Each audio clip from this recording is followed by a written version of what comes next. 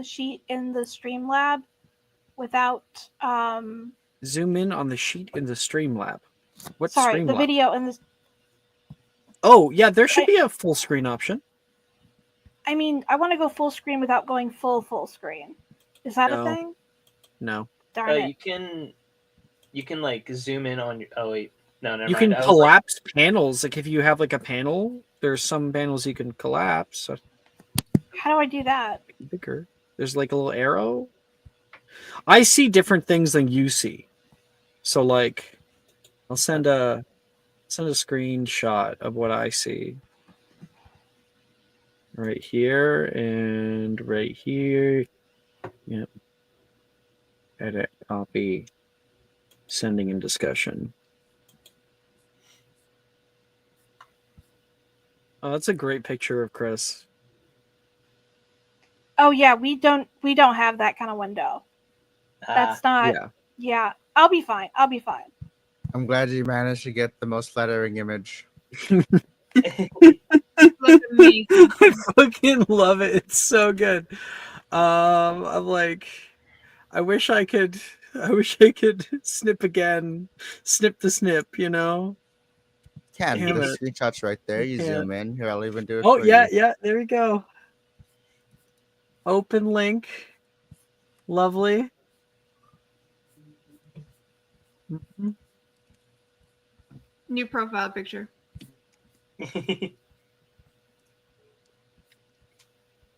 Where the huzz at? My new PFP.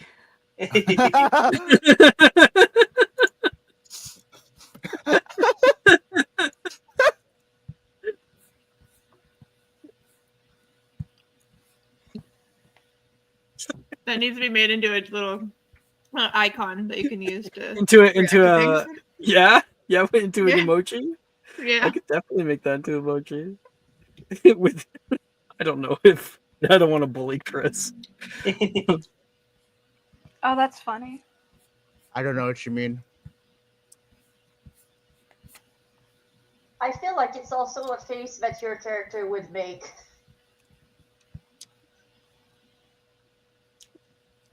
Annie, no. That's me, a hot wad.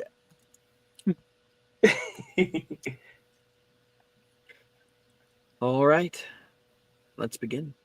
Woo.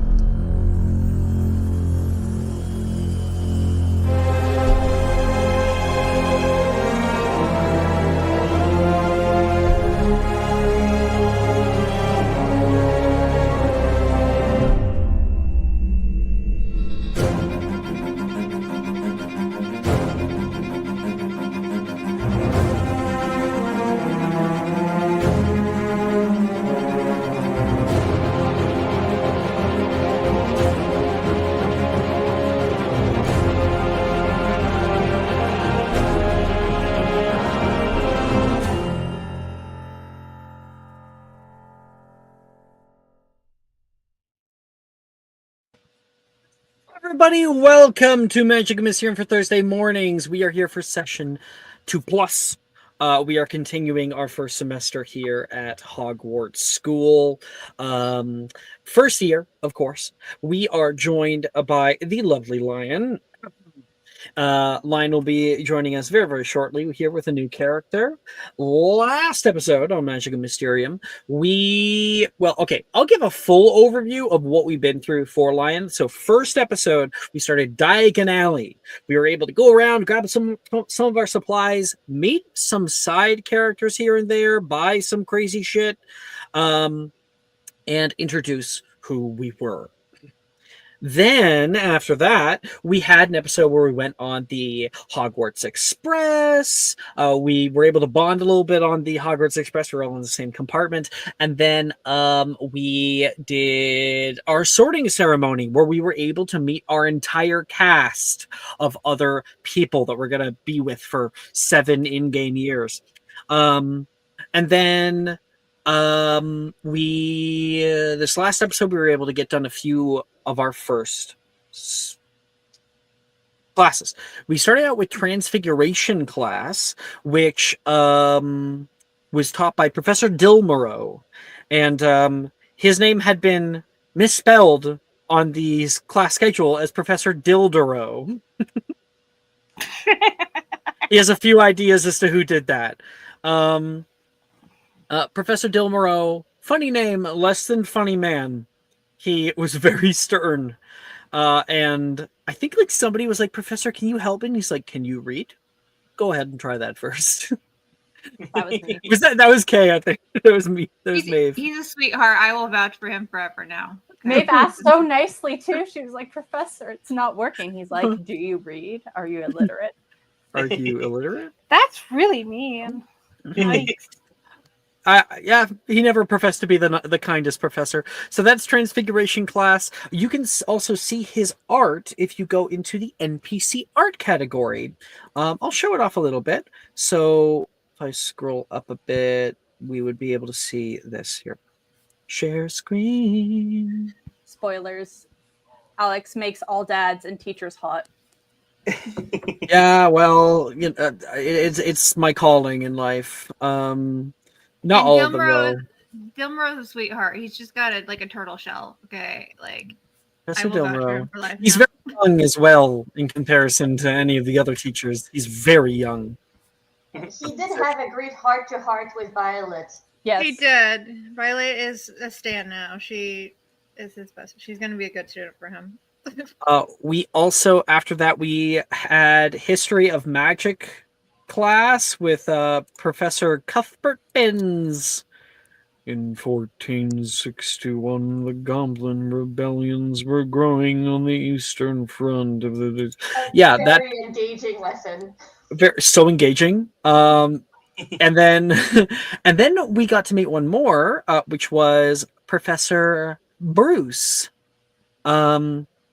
Professor Bruce teaches the art and Muggle art classes, and we did Muggle art together. That is where we left off. Did we skip magical theory? We did do magical theory. I know that's your interest. We don't actually roleplay magical theory. Essentially, all magical theory, we don't even roll for it. Magical theory is only taught in first year because all it does is teach students about the underlying theories behind magic, meaning that like intellect, vigor, willpower, technique casters are all taught as canon terminologies in world. Yeah. Good to know. Thank you. But there's still lots of I don't get my history of magic class either. What do you mean you don't? You got a history of magic class. I fell asleep. You did. Yeah. Yeah, well, that's the challenge, isn't it? Okay. But now, we're all going to re-immerse ourselves in this place. Hogwarts School. This ancient old castle holds a lot more than just students. Questions burning in the hearts of many. Right now, we sit upon late at night. Most of our characters are already back in their common rooms after curfew. Lantern light softly moves across the bridges and the hallways, flickering in through the windows. Prefects moving about the halls, making sure that no one is doing anything they shouldn't. I didn't send music, did I? I will send music now. So I'm sending music in the music category. Lion, I recommend pulling this up onto like a separate tab, putting the volume nice and low on YouTube, and just having it in the background. I'd say that background music really makes the experience. You got it. Anyway.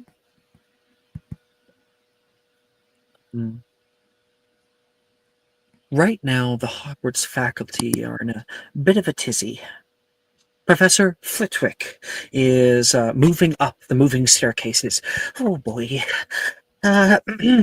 He moves up into the top floor where he stands and says, "Sugared butterfly wings." And the shut up. I have an alarm on my phone. The staircase begins to coil upward to the head mistress's office. He runs up. Minerva! Minerva! He knocks on the door as much as possible. Yes, Phineas. What? Somebody dying? What's going on? She comes to the door. She's like in her nightie, you know. Come in, please. We have our new student. New student. We've sorted everybody. Not everyone. We had a few that were no-shows. One of them's arriving. No! She says, all surprised. It seems that they missed the Hogwarts Express. Oh dear, oh dear. All right. I'll get ready. Give me a few minutes, please. Are they coming now? Who did you send? There was only a few people who were awake. Who did you send? We cut to Anya having gotten off of the Hogwarts Express and now is sitting in a carriage, like rolling down the forest path, and Anya's sitting there in silence, kind of jostling up and down. And then on the other side, we can see Professor Dilmoro, who looks so dead inside. Like he was woken up at like 11 p.m. The best introduction to Hogwarts, you know. Are there actual creatures? Like, I'm just asking questions. I wanted to touch one, but I thought that was rude and I might get kicked. Because, like, I don't know. Also, like, what's the Wi-Fi password? And, hi? Just, like, a bunch of questions. He only answers the hi there for a minute. You're a Muggleborn, aren't you? Yep. Great. Yeah, you're gonna have a little bit to get used to. Why are you asking for the Wi-Fi password? My parents gave me an old beat-up laptop for school. You're gonna pull out of your backpack a fucking laptop? It has some duct tape on it, like. Wait, sorry. Do you like turn it on in the background? Yeah. Fuck yeah, and why then not? you can hear.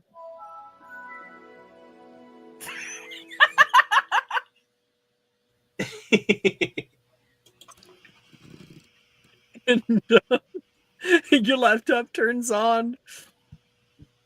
And then almost like a second later, when you're about to say another thing, you can see the screen flicker and go black. Well, that's just typical of it, isn't it? Electronics don't generally work in Hogwarts grounds. Oh, I'll find a way around that. Thank you. Confident, are you? You're probably going to get sorted. I don't imagine there'll be some kind of big ceremony. Why did you say that you weren't here on the first day again? Missed the train. Also, it was a long flight with a few layovers. I'm, if it isn't obvious, from America. So yeah, this is all very. I didn't even like. We had no concept until Wizards showed up and we're like, "You gotta start your school," and they're like, "Okay," and so they picked the one at the top of the alphabetical list, which was Hogwarts. H comes before I. Am I not supposed to be here? Please don't tell me that. The flight was long. Oh, you're here now.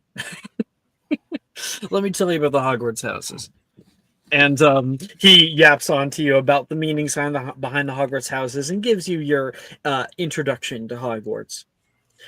We montage forward until he says, looks like we're arriving now. You look out the window and can see a wrought iron gate that melts away as the carriage passes through it and into Hogwarts grounds. You see at first just like large green fields, a moonlit Quidditch pitch, and then gradually you see it. Hogwarts Castle. Set upon a high black cliff of dark stone, majestic and imposing, it rises from the shoreline of the lake. Its towers and spires are bathed in soft moonlight. Their outlines are sharp against the night sky. The castle's reflections in the lake is a shimmering mirage, ghostly echo that adds to the ethereal beauty of this place. Its torchlit windows and doors mimic the very starry night above. And as you draw closer, you can make out the details of the castle, the arched windows, the stone gargoyles, the ivy creeping up the walls. The sight of Hogwarts fills you with a sense of wonder.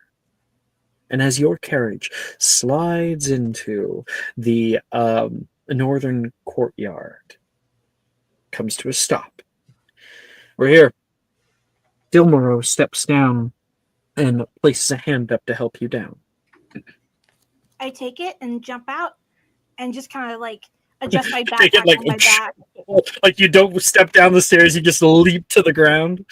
Pretty much, yeah. And I adjust my backpack, which looks like a generic 2002 American backpack for a kid my age. And just kind of like stand up and look at it and just. If We'll you guys be don't have taking. technology, is it all candles? Do you have ever lighting candles? Like, do the candles just continue forever? We have torchlight. Sorry, mostly. I'll wait. Torchlight. So, like, ever burning torches. Yes. It's not Oh, pretty that's simple. so cool. I'm glad you think so. Dilmoro, long since the amazingness of magic having lost its sense to him, is a jaded individual. As for you, Anya's eyes are wide, and that's when you can hear a little crackle noise. Naturally, I'm going to use a different voice. I'll be taking the bags, sir.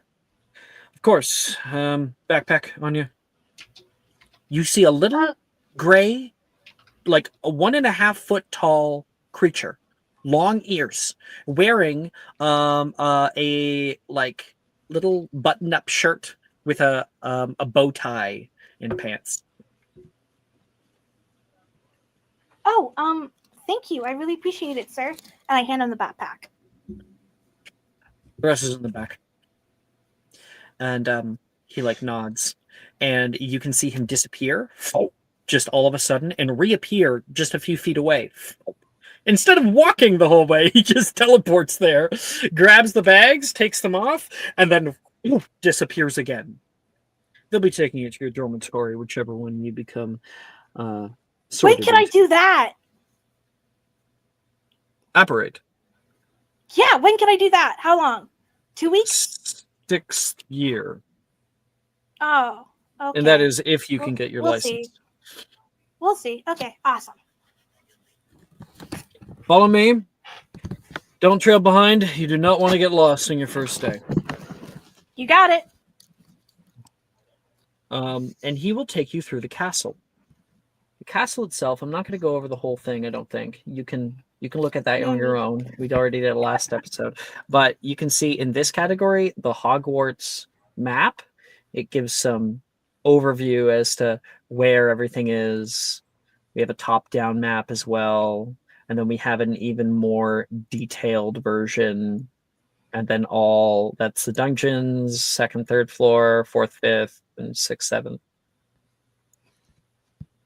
Yeah. So he would be taking you from the North Courtyard area through the North Courtyard, across the suspension bridge, through the quad, and then up the marble staircases. He points to his left. Transfiguration class is right there. You'll be having that probably about a week or so with me. I'll be a transfiguration teacher. Charms is just up the stairs over here as he walks past the North Courtyard. Big classroom taught by Professor Flitwick, the deputy headmaster, as well as just through here. If you take the stairs down to your right, you'll reach the Great Hall. We're going up though, And he points up, and you can see all the moving staircases. I think I kind of stop in shock with my mouth hanging open before I rush up to catch up to him. Oh, that is so cool. That is so cool. You don't even have to say anything. They just move. Man. I think Dilmaro takes a moment. I'm going to give you guys a little glimpse into his mind for a second. He sees Anya jumping up and down, moving up the stairs, and with so much joy. And he thinks back to his first year, when he was just a first year here at Hogwarts too. The kind of excitement, the kind of amazement that he had. We're not too far, he says. You move up toward the top into a little lobby area where there is another woman who is sitting in the little lobby area past a desk. She looks like she has just sat down, like she got up early for this. Trying to get her art. Where is it? Shit. Where, oh, where? Oh, it's because I have all the fucking sworn on the sticks things open. Close that. Faculty. You can see this woman. Oh, thank goodness. The two of you have arrived. The headmistress just needs one more minute. You can take a seat here if you'd like. Can I just, like, go back, please? I can look after her, sure. Thank you, Danica. You are, Jim. You're welcome. And Professor Dilmaro leaves. I'll see you for Transfiguration class next week. I give him 2 thumbs up. And then Danica comes over and like stands over by you, hands you a water. The ride, did it go okay? What do you mean? Train ride? I know it's like 8 hours long. Awesome. It was, but it was. I couldn't. Like, I assumed there was someone but it was kind of lonely. But it gave me plenty of time to kind of look into the textbooks that I got, and this is all so amazing. I have so many questions, and he's cool, but he answered none of them. Darius is a prickly pear, especially this late at night. That's fair. I didn't think about that. It is. We late. thought maybe we had lost you. No. My plane got delayed, and that delayed everything else, and didn't quite make it on time. You're going to love this next part, she says with a big smile for you. Do I have to do some great challenge? Do I have to slay like a big giant beast, or drink a cup of something that may be poisonous, or she just keeps going? The biggest beast, she says. And that's when the door opens. Like just clicks open. Danica looks over. Looks like she's ready for you. The beast? Of a kind. The headmistress is waiting. She gestures toward the door. I think she'll actually open up the door for you and allow you to cross. I kind of walk in and I look. She's not a beast. She's a person. And where she can hear, but I'm not thinking about the fact that she can hear me. But I just. Danica, did you call me a beast? I was just making a joke, headmistress. She like shakes her head. Garrett's been filling your mind with far too many ideas. Please come in. You must be Anya, and you look toward Headmistress McGonagall, who has gotten dressed. I am Mistress McGonagall. This right here is Professor Flitwick, head of charms and deputy headmaster of Hogwarts School. We welcome you. You can see next to her a tiny 3-foot-tall man with a nice 3-piece dress robe and a beautiful mustache. How do you do? I'm doing well. I'm so excited. I have so many questions, but I know I gotta kind of like lock in. Sorry, I'm so excited. You would be learning locking spells in Professor Flitwick's class. She has no idea what locking in means. I meant like I have to focus. I could get a little carried away. We will be doing a very special sorting ceremony for you. I have out here, I assume that Darius, Professor Delmero, sorry, I said it wrong, shit, Professor Delmero explained to you the meanings of the Hogwarts houses. Uh-huh. We will decide which one you're going to tonight. I'm sure you're very tired. I am a little bit, but I'm more excited than anything else. The stairs, they just move. I'm sorry, you probably already knew. I can't get over it. And you can see all around you the headmistress's office. It is, of course, a multi-spherical office with conical ceilings, filled to the brim with portraits of headmasters and headmistresses past. There's a library in here, a beautiful mahogany desk, and plenty of little accoutrements that are set up all around the room. Curious baubles and trinkets that she has procured over time. Stairs lead up into some kind of unknown rooms.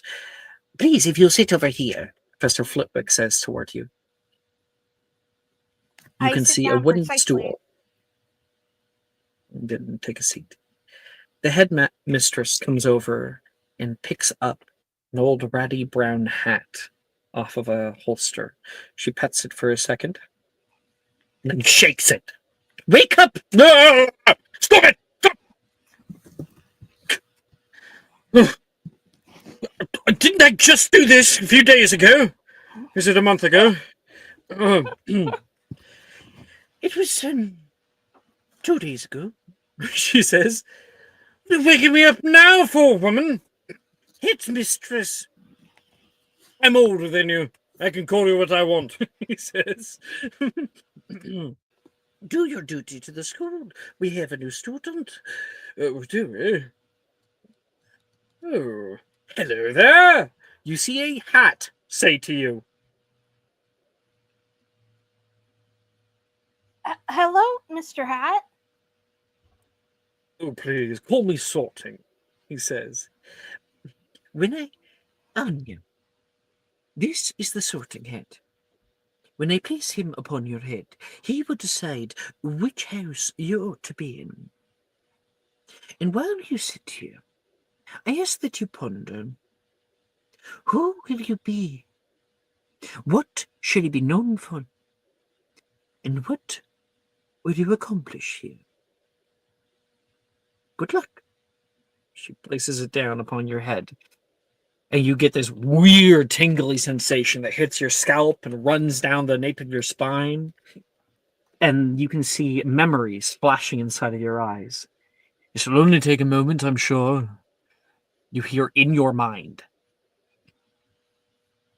Whoa. My. Quite the mind you have on you.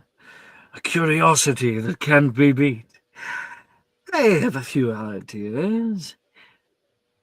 Let's check.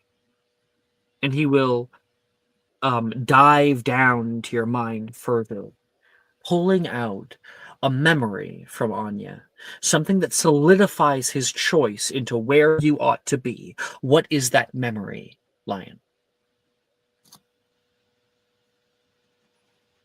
I think it's the memory of Ooh, I feel a little bit put on the spot.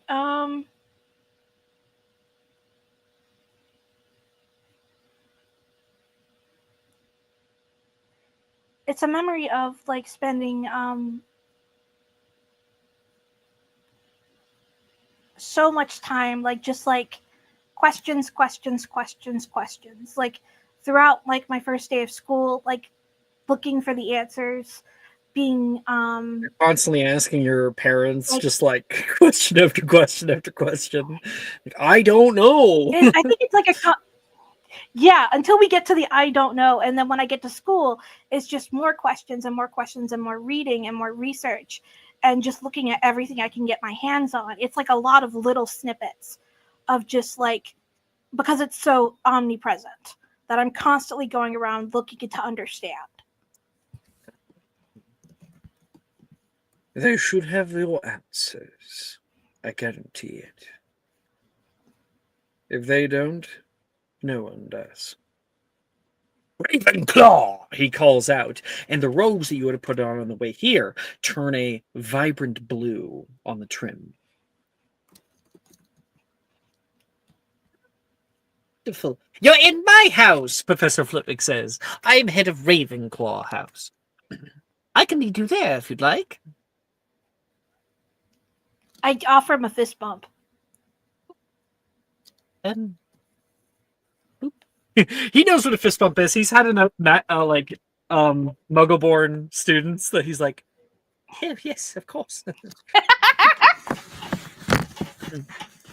And I think like Minerva says, I leave her in your more than capable hands then.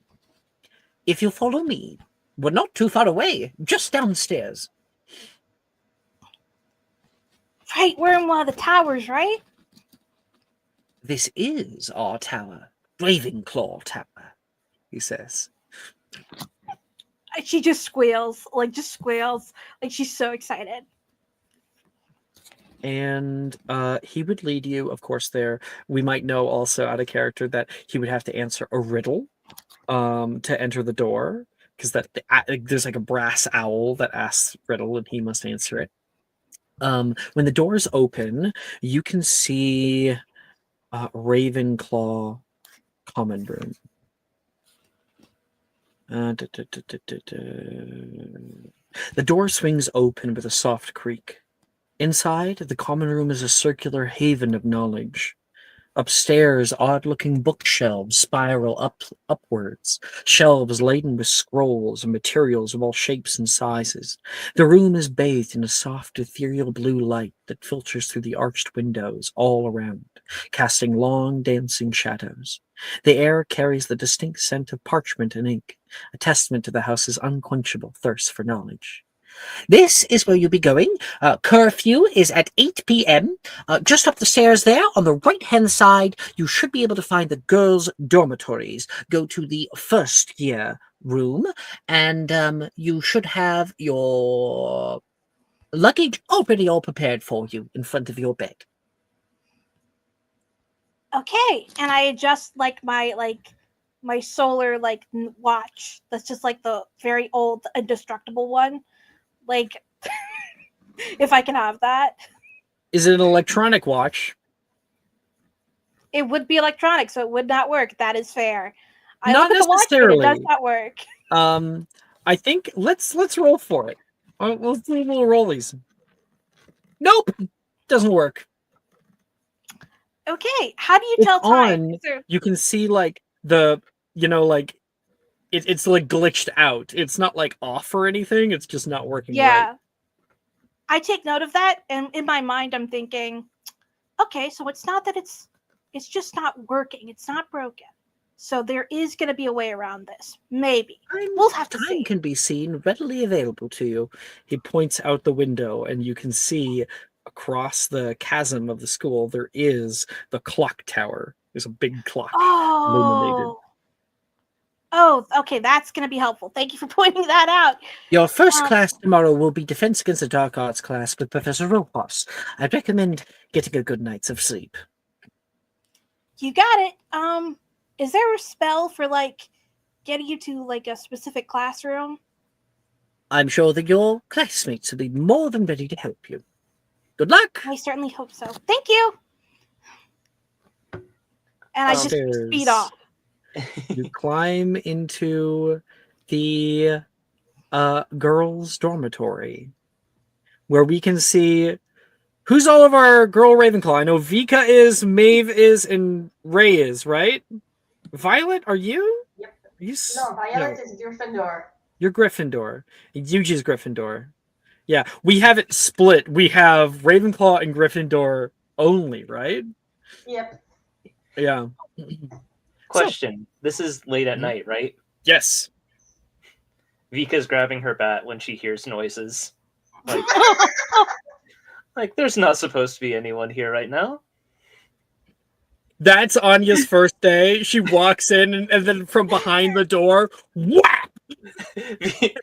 Just Literally whap! just after Professor Flitwick said, your classmates are going to help you just fine. Mhm. I learned it. Yeah, those- I learned Incendio the other day. You did warn me. Oh my gosh. So I This think I would dormitory open the is door. huge too. I would try to open the door quietly. So if that's more suspicious, that's more suspicious. But I'm trying not to wake anyone up as I kind of sneak in. I think as you walk in, there's a lot of the girls are actually up right now. They are kind of like conversing and talking with each other. So you would walk in and like see a bunch of girls set around like candlelight, and they are probably laying with like their backs on the beds and talking with one another. And then Drusilla looks over. Vika, don't. And we see Vika with the bat raised over you. Vika, Whoa! I'm character, friendly. I'm please. friendly. I'm friendly. Vika, describe your character. Oh yeah, because this she's got this two-toned hair, black hair with red highlights in it. Just this smug face, icy blue eyes, sort of pale. And she definitely has she doesn't have a strong figure. She definitely has a very wiry sort of frame, but but yeah, she just has the bat up and like taking a look at you for a second. Definitely will put the bat down. Like, even if you were an intruder, I don't think you would be anything to worry about. You look small. I think you're in the wrong dormitory. Are you a second year or something? You can hear another No. girl say, that would be Janice. Kind of pull up her art while we talk. Young art, there it is. This is the girl that said that to you. Not exactly. I'm a first year. My flight got delayed, so I got delayed getting to the train, so I got delayed getting here. It was a whole mess. Hi everyone. I'm Anya. I'm a first year like you. I was just very, very late. Let's give a description of your character, Anya. Okay, so she came. I think she changed out of these clothes by this point, but she originally came here wearing what is in the photo, just like a smiley face t-shirt, carrying her books and her generic backpack. But now she'd probably be in wizarding robes with her like dark round glasses and her like short kind of wavy curly dirty blonde hair, and yeah, just like the biggest smile, despite having like little to no clue how things are gonna go. Like just like very, very confident stance, but very eager to learn.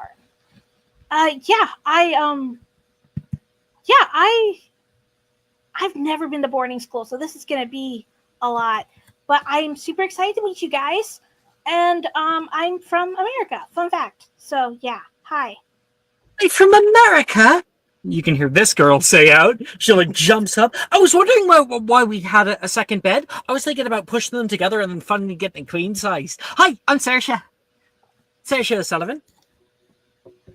Nice to meet you. I shake her hand like eagerly. Yeah, Anya Cross, Anastasia Cross. But Anya's good. And yeah, am I the only one who like the stairs move? You don't have to do anything. Did anyone else? Like a muggle born. Yeah, here's the funny part.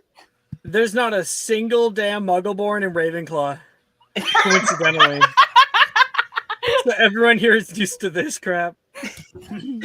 Okay, so I am the only one. Okay. Well, I'm eager to learn and also to figure out how to get my watch working again. Oh, I'm so Your excited. what? This is gonna be wild. My watch. I show my watch. It's technology. I wonder if it's like a radio frequency thing. I don't know. I'm gonna figure it out though. I'm gonna figure it out. Hello. Very, very lovely to meet you. We've all had a few days here. Sorry that you missed your flight. Billy says. I'm Billy. Nice to meet you, Billy. Is the last bed a bottom or a top bunk? Oh, we don't have bunks. Yeah, thank goodness. You can hear another girl say.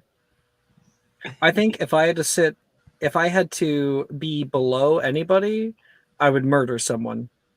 Drusilla says. And I did a respond. I bet Gryffindor have bunk beds. I think Drusilla will laugh at that. Oh, thank God. That's great. I really didn't want to be in a top bunk because that's a lot of climbing at the end of a hard day. Ray, can you please describe your character? Yeah, just a sec. Okay. So my character has a wild red hair. She's kind of on the smaller side, and she has a very inexpressive face. So even though when she makes jokes, it's always hard to tell if she's actually joking because her face is always very the same. But she actually is someone who really use sarcasm. Well, we only want to do what you look like. Okay, what I look like? Yeah, I just have a very straight face, and I'm currently a bit grumpy because I usually go to sleep early, and with every girl's like up, I can't sleep. I have a bit of a grumpy face. Mm-hmm. Let me introduce you to everybody, Saoirse says, and kind of like grabs your hand and pulls you in. And let me pull up some more art. You met Vika and Ray. Over here is Billy Blythe. Then we've got Drusilla Pruitt and Janice Verdon. I'm going to bed, Janice says, and she gets up. Thank you. And sorry if I woke you guys up or anything. I wasn't trying to startle you. And I guess our last member here is Maeve. Oh, sorry, I'm not using the right. I guess our last member here is Maeve. Maeve, say hi. Come on. You got a new student. I go to grab Murphy before he can get up into any shenanigans and say hiya. I think he's just trying to jump into bed, and he's too small. Wait, you know when like a really old dog tries to jump, and it's just kind of like a.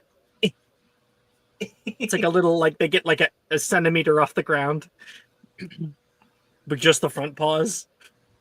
I scoop Murphy up and into bed, and then I go to shake Anya's hand. Hiya, how you doing? I'm doing great now that I'm here. I'm a little tired from the train ride, but like this place is there's so many things like you can it's a lot. It's a lot. Give a description of a character, okay? Yeah, Maeve is also one of our many Irish characters. My accent is slowly maybe staying the same, hopefully eventually improving. She has curly red hair, freckles, and kind of big silver round glasses. And the little dog you see here, she smuggled in. He is a very elderly Japanese chin. Could kick the bucket any day. Yeah. Uh, Hmm? Your character wouldn't know this, but No, we're not gonna talk about it then. okay. The spoilers. Everyone else was here, so then she's missing lore. totally. Yeah, that's Okay. fine. It'll be really fun when it comes up again. Cool. Okay, that's Maeve. Such a cute doggy. Do you try to pet him? Nope, not without permission. But I Okay. do look at Maeve like asking for permission. May I? Murphy doesn't like a lot of people. So I just don't want you to get bit by accident. Sorry, he's very old. I immediately pull my hand back. I can look. Looking is fine. You can see him like kind of squinting toward you, like taking you in. He's very like shaky as well. We can try introducing you to him tomorrow. I think right now he's not going to be in a very good mood. He's grumpy. It's past his bedtime. Fair enough. We should all be probably getting to sleep. Wait, does this mean that you all know your way around? We're still figuring it out for the most part. Who's in Defense of the Dark Arts tomorrow in the morning? We're all taking the same classes. Yes. Okay. Well, do you need a schedule? I've got one. Saoirse says. Oh no, I've got a schedule. I just don't know where things are. So I figured, like, if I could figure out who's in the same classes with me, I could get to places easier. And if we're all in the same class, so that's great. Do you have trouble reading too? She says. I just don't know where anything is. I can read just fine. I read a lot, actually. I couldn't bring most of my books. Maybe Though. Ravenclaw would have a map from Hogwarts history, at least. This is your class schedule. So we're on Tuesday. Defense Against the Dark Arts, Professor Rojas, 5th floor, West Wing. Yeah, but I don't know where the way to get to the 5th floor is, or which direction the west. Well, I suppose it's in the west, but I know where west is. I'm just nervous. You can. I really don't want to be late. You can follow the rest of us. Like I said, we all have the same schedule in first year. We don't get a choice. And by following the other people, if we get lost, everyone is lost. So the whole class. And Ray, You know what? That's excellent. Yeah, because if we all get in trouble, do really any of us get in trouble? Yeah. Vika, you're saying something? It's a good thing to know that we can always trust Americans to know where West is. Oh, no. I'm particularly good at. I don't know. I just gotta. I'm referencing my initial keen mind. I know which way is north, so I know which way is west. It's a good skill to have. And then Ray, as you turn around to go back to your bed, you can see nestled into the bed Oh. is a white bunny.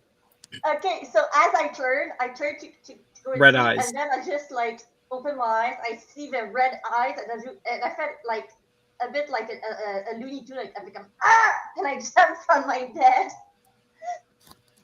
I think Maeve rushes over and plops Murphy on the bed to see if he can scare the bunny away for Ray or become its friend. No, you're gonna lose your dog. It's alright. All right, we're about to find out. I think it's a 50-50 chance, so high or low, okay? And this is for them being friends, or No, Murphy no. beating I'll them up? say high is them being friends, low is them being enemies. Let's go high. Okay. So I just rolled. You place down Murphy on the bed, wondering what's going to happen, and you can see the like bunny rabbit. The ears go up, a little bit surprised at this predator. Murphy stands there. He's so tired, almost falling asleep. The bunny rabbit moves forward toward him, closer, He like growls toward the bunny rabbit, and then the bunny rabbit starts licking the front of his face, and he just kind of lets it That's happen. not good. It's like licking his eye, and and, and then he lays down, accepting his fate as the bunny rabbit is licking him. I'm too old for this shit. And Ray is like, I guess giving a sacrifice works too. Maeve turns to Ray. If you want, I can sleep with them in this bed, and you can take mine. I'm not sure your funeral. Just no, you're not sure. I'm not sure if you're gonna be able to wake up tomorrow if you sleep with that bunny, with that demon. Oh, I Wait, don't wait, mind. What's wrong with the bunny? I don't want to talk about it. Ray says, like super sleepy and like at this point just like so done with everything and with the bunny. She's about like to just like. If I don't see it, if I ignore it, it's just not there. It doesn't exist. Ray, if you'd like, you can sleep in my bed with me, Billy says. I'm not sure. Like, is a bunny sleeping with her, or like I sleep with? A bunny is in your bed with not Murphy. I'm not moving. It's not moving. Okay, Yeah, that so is maybe not. That is offering my to bed switch is now beds. the bed of a dog and Murphy. Okay, I see. The bunny and Murphy are now cuddling. So Maeve's offering to switch beds with Ray if she wants. If she doesn't want to sleep with the two animals, Maeve can, and Ray can I'll sleep in take Maeve's it. empty bed. Self-preservation all the way. Like that's gonna change anything. A band-aid on the issue. All right. And Anya, you're able to find your rest here. You lay back down. And it has been a long, long train ride. Despite all of like the excitement that you feel, a wave of tire comes over you, and your eyes grow heavy. All the thoughts of what is to come moving through you.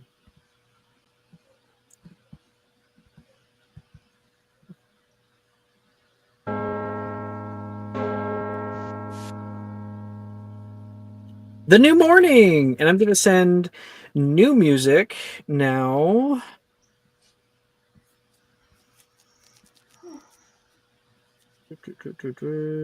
There it is.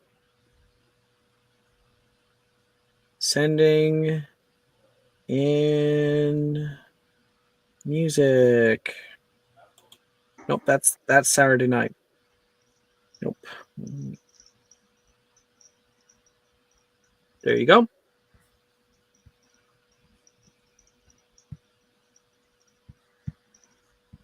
Set new music there.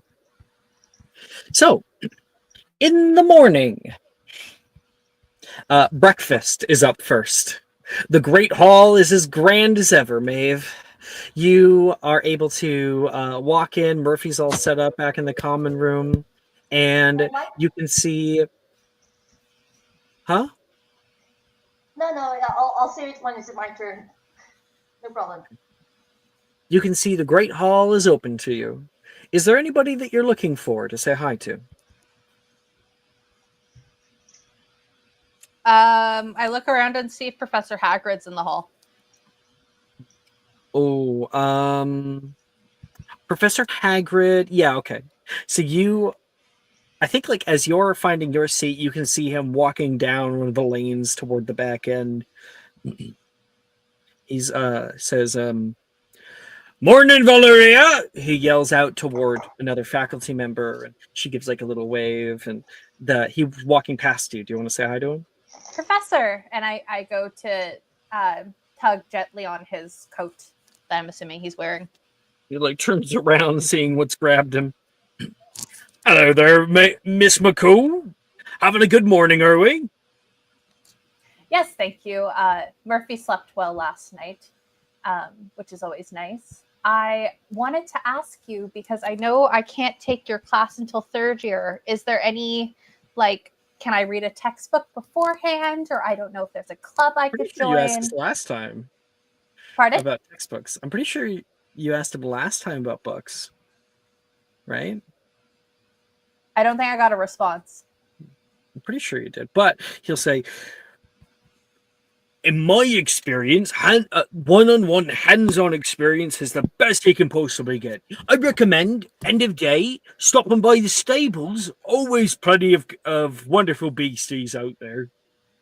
Am I allowed? Is that permitted? Oh, yes. It's on grounds, of course.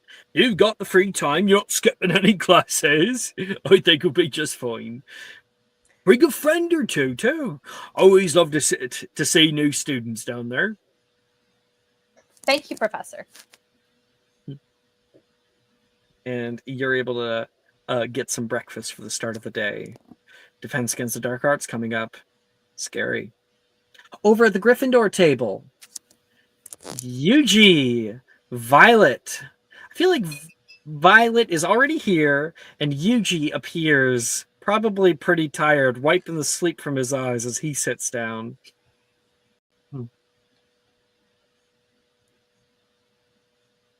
I have candy. In game or out of game? Out of game. Violet is so right now her hair is still brown, but maybe a bit red tinged. Because now that it's the next morning, she is utterly embarrassed for freaking out yesterday. So she's just kind of quietly eating her pancakes and minding her own business for once. Is she She's okay? an empath.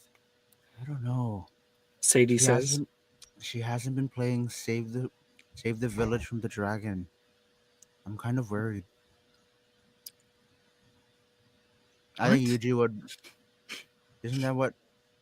Like with the dragon with the pancakes and there's a villager egg? It was kind of gruesome, but I think that's just how she copes. Yeah. I think. She hasn't even touched her waffles. Yeah, that's the dragon. And it's a waffle now. Should we? I'm I okay, don't want guys. to yelled at. I can hear you. You're not very subtle. I'm just ready for the day. And like they could probably see her eyes are still like puffy from like crying herself to sleep the night before.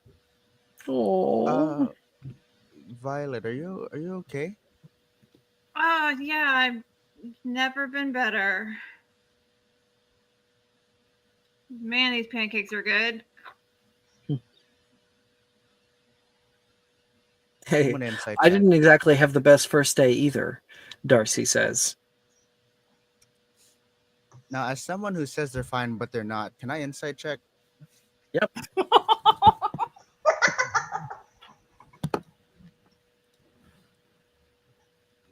Oh, I guess she's just really tired. Sorry, I didn't mean to bother you. I got a 4. Oh, good. You guys ready for defense? Against? Professor Rojas is a great teacher.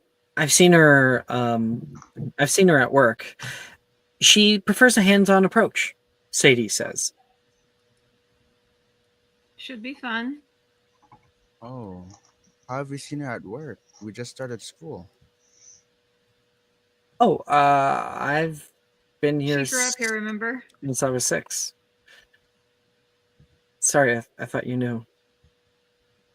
No, I must have slipped my mind. I'm so sorry. And my dad works and lives here, so this Hogwarts has been my home for a while, Sadie says. I did have this question, Sadie. If you're... Oh, wait, never mind. Violet wouldn't know that. Never mind. That's out of character. Sorry. Ignore that. Is your dad single? No, I was Is your going to say... dad... I know what her dad is, so I have a question that I actually have a question about, but Violet doesn't know what her dad is. Well, you never saw him using a wand or anything like that. So Yeah, you explicitly didn't see him use a wand because you were trying to get him to cast, like, Yeah, and he got other people to cast, right? Yeah. Mhm. So, Sadie, what's your family like? It's just been me and my dad for the longest time. We are kind of a close knit. I don't really. My grandparents, they live elsewhere. They moved away during the war. So I think they moved out toward Germany. I haven't seen them in years. Just me and You my said dad. said he's the Muggle teacher, right? Muggle Is he just a studies. fan of? Is he just a fan of Muggles? He is a Muggle. Oh, well then, how are you a witch? Are you the first in your family? My um my mother was a witch. Oh, okay. She gets Sorry kind to of pry. quiet. Didn't mean to pry. I was just curious. You're like, this day's not going to be any better. I'm sorry, fi- she's not a witch anymore. Oh no! Okay. And I just want to like give my thought process. Okay, he's not the No, sharpest no, tool I in the see shed, and I so see he it. thinks We was get a it. witch. Okay, We He's get it. 12. It's Sorry. okay. Yep. God. Um, Enough about my family. Did you go to Disney World? What was that? Sorry, I did not hear what you said over the laughter. Did you grow up in the Wizarding World? Sadie asks. Yeah, my family are a bunch of purebloods. All in that posh aristocratic lifestyle. I choose to ignore it though. Why? Are you able to like afford anything you want? Yeah, but with expectations that This is Sadie, by the way. can't be who you want to be. You have your whole life already planned out for you. And what's the fun in that? Oh. Well, isn't that what Hogwarts is all about? Figuring out what you want to do with your life? Yeah, but in at least my family, everything is planned for you. So Hogwarts is just to learn, and that's it. After that, they already had plans. Don't seem very Luckily, about that. my little sister has taken it in stride, and they've backed off me just a little bit. I can't wait to meet your sister. She rolls her eyes. Yeah, everybody likes her. Let's get a description of your character. So Violet, she usually, not this morning, usually is sprouting green hair and golden eyes. Well, you don't have to. We can describe that later. What we see Okay. right now. Well, right now is her brown hair, blue eyes. She's her natural form and whatever. She's a metamorphagus. I don't disclose too much. And she is a bit of a troublemaker. She Just enjoy- what we can see. Just what we can see. Oh. We'll learn that you're a troublemaker. Well- we'll learn your well, what- personality. Just well, the what you can vibes see, and the look. she is depressed, but she's all put together. Brown hair, blue eyes. Mm, But and she like looks depressed. She you looks know, you've embarrassed. I want to see you've that. got your uniform on perfectly. You're Y- well presented. Yeah. Hair Today perfectly she's coiffed. almost like her mother put her together instead of herself. So, yeah, she's all put Lovely. together today.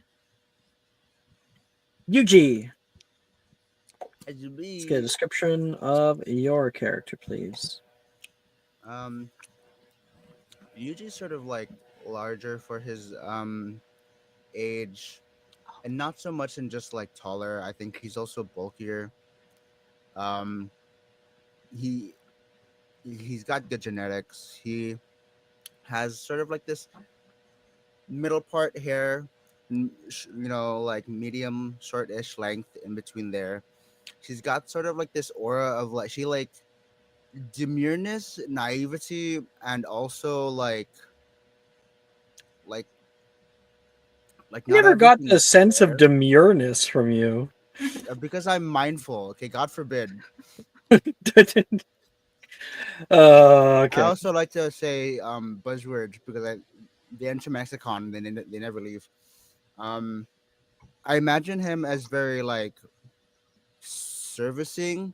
Like he's very to himself, unless he wants to help. And I'm giving too much, and Yep, so you sure are. That's not really what we he's can tell by just. looks.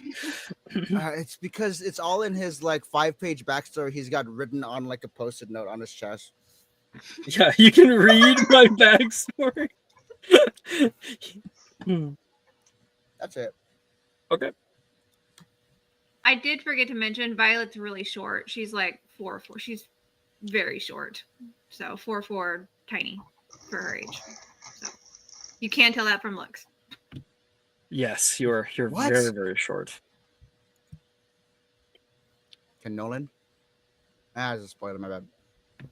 Nolan sees all. Truly. I think like coming over toward the Gryffindor table, Rin shows up.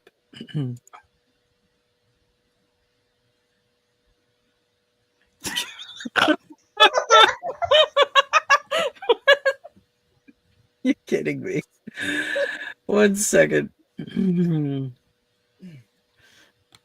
She shows up. Excuse me. Are you open-minded? Okay, so no.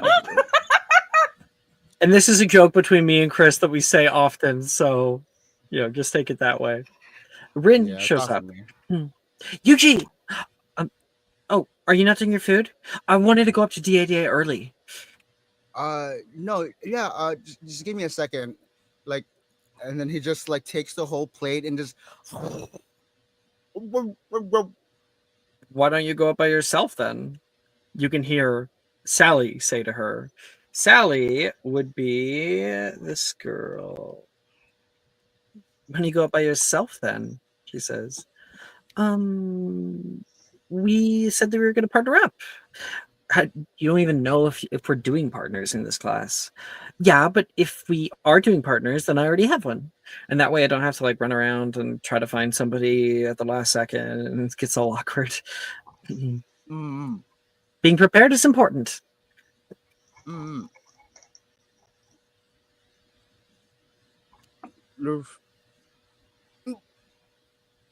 Oh, Yuji, sorry. you can't swallow it all at once. You're gonna choke. Rin says. It's already. It's. I'm good. Logan grabs his food and just picks it up for a second, like a little worried about you. I'm good. No, it's okay. I'm good now. Did you get your food? Is everything ready? Do you have your stuff? I can carry your stuff. Let me carry your stuff. Sure. Let me carry your stuff. I'm gonna carry your stuff. Let me take your hat. Let me take your hat, sir. You can hear Sally say, she's mocking you. He's Japanese. He doesn't know what that means. Blissfully ignorant.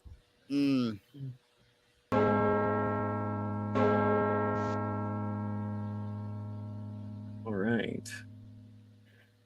You all walk across the Vida courtyard and into the Oxford building. You walk up the coiling staircase and exit out. On the right, you enter a long rectangular room. The area is bright and open. All the desks have been pushed to the far walls, and above you, moving and shifting illusions of colorful pictograms depict magical beasts slowly running wild over the ceiling. Banners of colorful ribbon arc across the banisters, and on the walls you can see multiple moving photos. All of the same person, posing alone or with friends, in front of world monuments and natural wonders. One larger one shows the same woman laying next to a sleeping dragon, patting its head with giddy amazement. Your classmates have filled the room, laughing and conversing loudly between one another. On the far side of the room, you see Wilfred, Delilah, and Rin, and Yuji messing with a marble bust set on a pillar on the far side.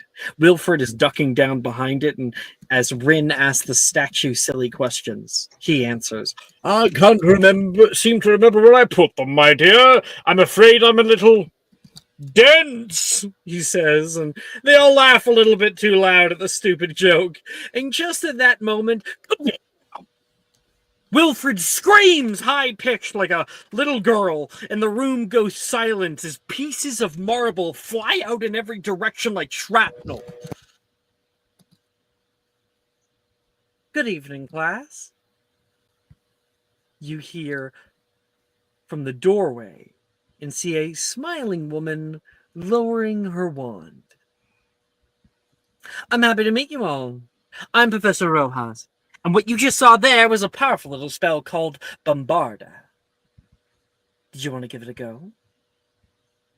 The class largely erupts into a frenzy of excited voices. All right. Everyone will get a turn. Please line up in a single line, please, and we can begin class. Yeah, let's give first year the Bombarda spell. Absolutely. 12 years old. Ooh, you okay? explosives. Maeve tries to be near the back so she can study everyone's attempts prior to her turn.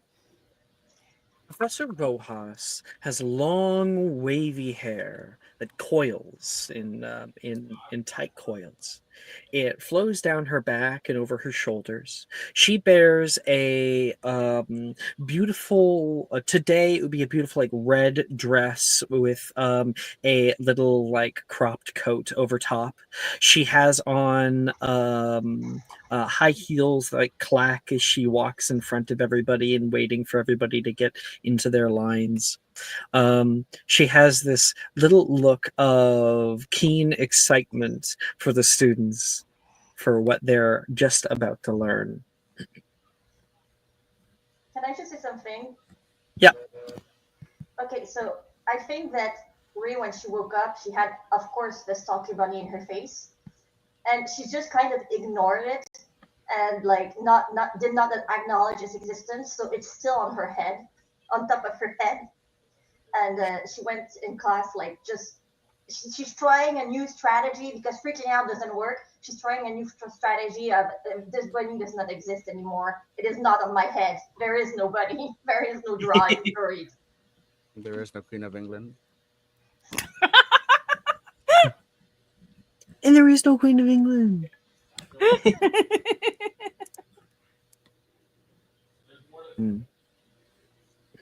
That's weird. Okay.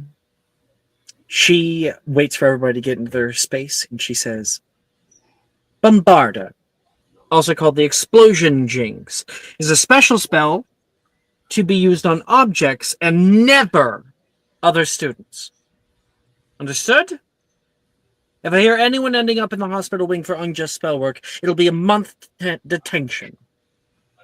The Explosion Jinx is best used to clear objects or debris from your path.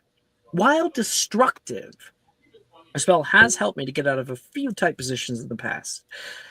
Now, in this class, we will be learning potentially lethal spells. Although this class is a controlled space, it's important that we set a precedent for the way you think about the spells you learn here. Now, can anyone tell me the difference between jinxes, hexes, and curses? That's a D6 to Cecily. That's a history of magic check for anybody who wants to throw their hat in the ring. I would like to as well. Yep, so you can make a history Okay. magic check. Because you have keen mind, you may roll with it at advantage. Oh, nat 20. Sorry, fellas. Oh, someone got a nat 20? Sorry, fellas. That's a nat 20 for 18. What's the... But Damn it! Anya also got a nat 20. Whatever. I still get... no, it doesn't matter. Yeah, you still get the house. I don't What? think that Rick cares about answering questions, so I won't do the check. I'm not going to do the D6 either. It's pointless. Sorry if I rolled it twice. My internet's lagging.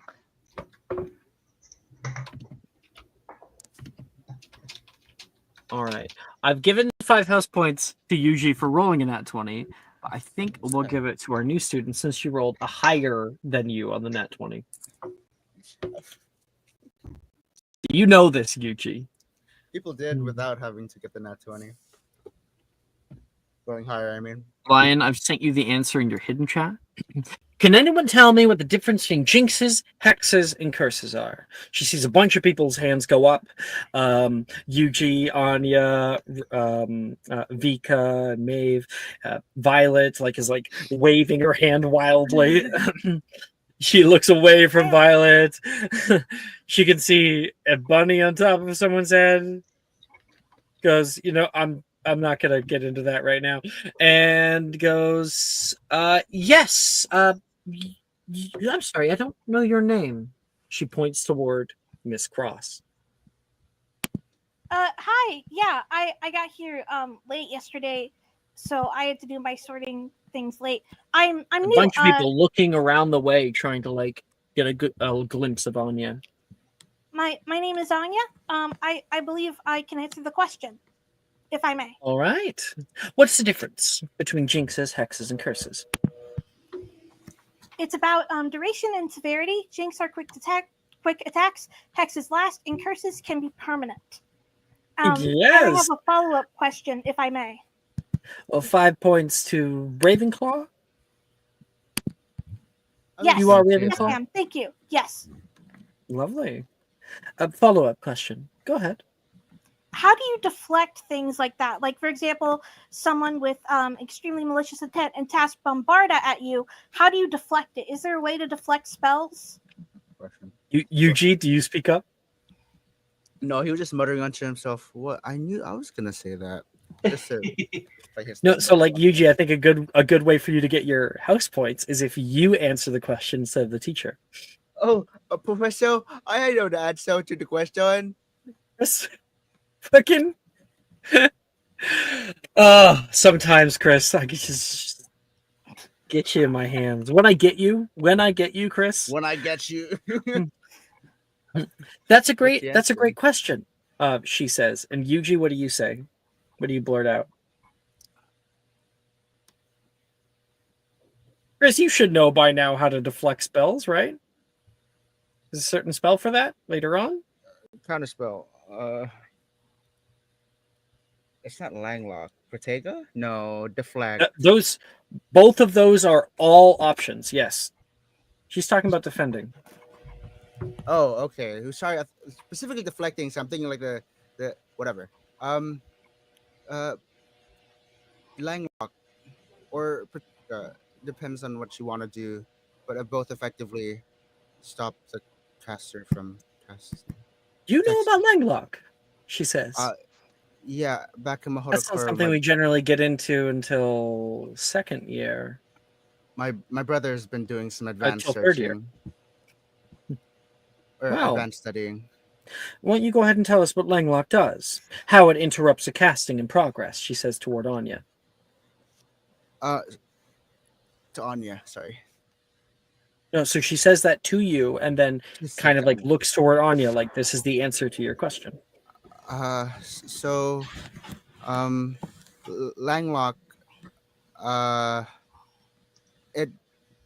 it basically closes the caster's mouth and stops them from being able to speak out the spell's name. So this really only works if they're casting something that requires a verbal component, but if they're able to cast wandlessly, then it doesn't really matter. You can hear a few people around go, whoa, whoa. None of them knew that. 5 points to Gryffindor. Yes, as well as Protego is able to block certain kinds of magics, especially lower power magics.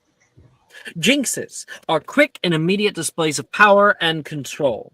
Hexes create negative effects that can temporarily last on a target. And yes, curses lastly are spells that can create indeterminately long or permanent negative effects. With power comes those who would abuse that power. Over the next 7 years, we will help you to have the greatest defense against anyone who may have ill intent.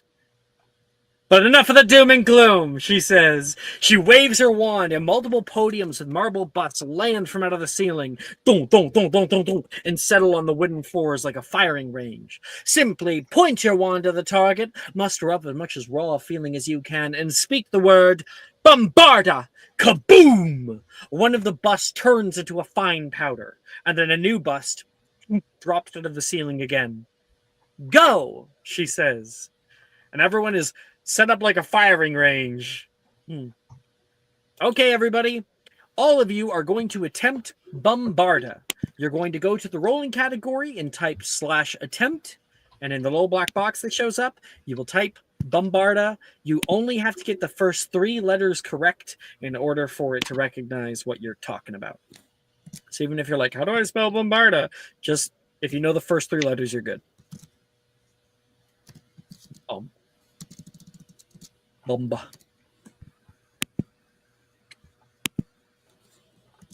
Is this under the rolling channel? Uh-huh. Okay, thank you. Man, I always roll like 10s. You're just saving your good rolls. DA is much easier than transfig.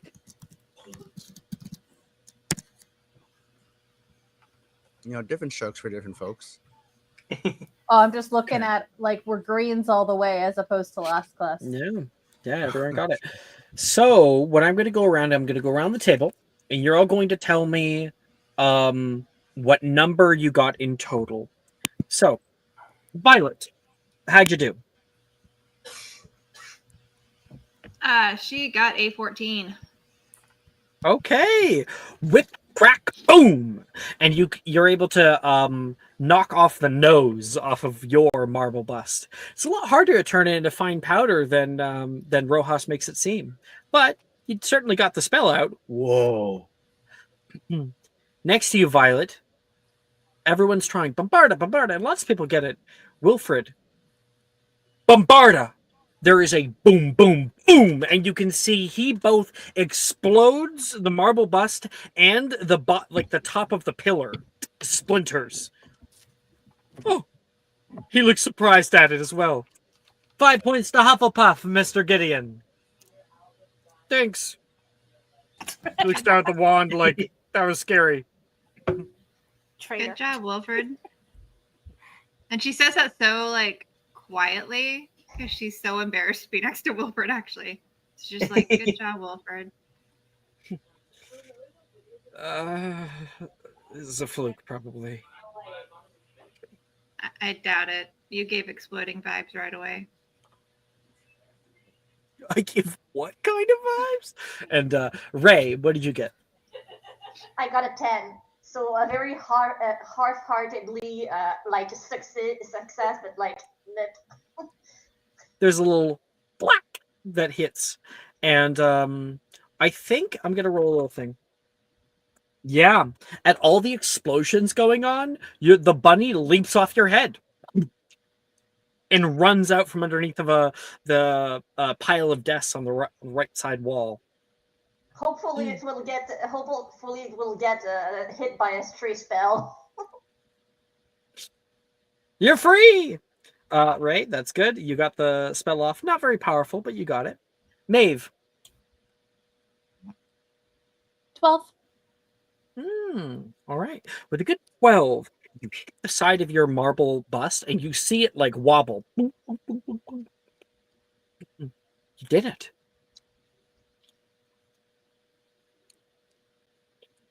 I need to study more. And she kind of like dejectedly walks her way back to the end of the line. Maeve, how did you do that? I can't get it to work. Bombarda, Saoirse says, and there's just a spark at the tip of her wand. Maeve, don't come here, please. She's trying to get your help.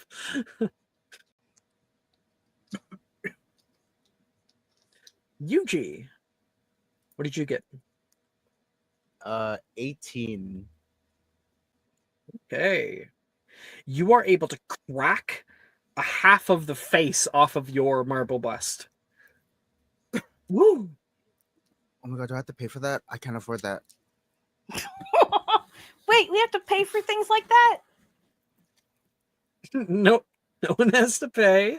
It's quite I thought fine. there'd be is there a repair spell for something like that? Rojas kind of slyly flicks her wand, and you can see a bunch of the broken marble busts reform and come back together. She gives you a little wink. My eyes are just wide. Vika. 26. Holy shit! Damn. I kind Vika, of like. I throw it to you. I kind of like to imagine when everyone raised their hands and everything, and Yuji described his brother and stuff that his brother is learning. Like anyone who is paying close enough attention could see Vika's face get sour. And so it's her turn, she kind of walks up in a huff. And like with Yuji, it's like, oh, don't worry, I can fix them. Vika walks up like kind of in a huff, like, we'll see about that, and bombards it to just turn it into almost like to make it like just atomize it, basically. Yeah, when you're bombarded, you ever see like in anime where there's like multiple explosions? You know, it's like boom, Oh, boom, yeah. boom. Yeah, like a fucking Avatar: The Last Airbender, the like guy with the Oh yeah, Sparky Boom mind. Man. Yeah, this was Sparky Boom Man. I don't think he ever was given like a proper name. So yeah. Yeah, he kind of got exploded before that could happen. There is a large concussive blast, and we can see a cloud of marble dust appears in the place where Vika's bust was just a moment ago. And Rojas yells out, Miss Vysotsky, Vysotsky, right? Vysotsky. Miss Vysotsky! That's what we're talking about! Of course. You wield your emotions well. Sorry, what did you say? She said, you wield your emotions well. Well, those who don't wield their emotions are wielded by their emotions. I think that there's a big smile for Rojas. That is just the kinds of things that she ends up teaching. So, she nods. I can't give you 5. I'll give you a house point. 2 house points. 17. Okay. Where were we? Okay, so that little first bit is all done. The firing range starts to dissipate. It's kind of moved if anybody wants to continue with Bombarda. And everybody gets to pick 2 spells of your choice to attempt. I didn't get to go. Oh, did I not get you? I didn't get you. Sorry, Anya. What did you get? 17. Okay. With a 17, just before we move on, Anya, you hold on to your wand between your hands. Bombarda! You can like squint your eyes. You're not sure if it's going to explode or not. And then there's silence for a moment. Huh? You like kind of tap your wand a few times, and the spell shoots out the tip of it and explodes the someone else's marble bust. Like you didn't get yours, you got someone else's. Saoirse goes, I did it! I did. Oh. She turns and looks and sees you. I'm so sorry. Sorry. You did a good job. Do you want help? I can try, like, I managed to get it. You can get it too. And I start, like, just apologetically trying to just repeat what I'm not sure what I'm doing wrong. Saoirse says. And you and Saoirse are able to work on a few spells together. You quickly found out that Saoirse is not good at casting. None of what she's trying is working.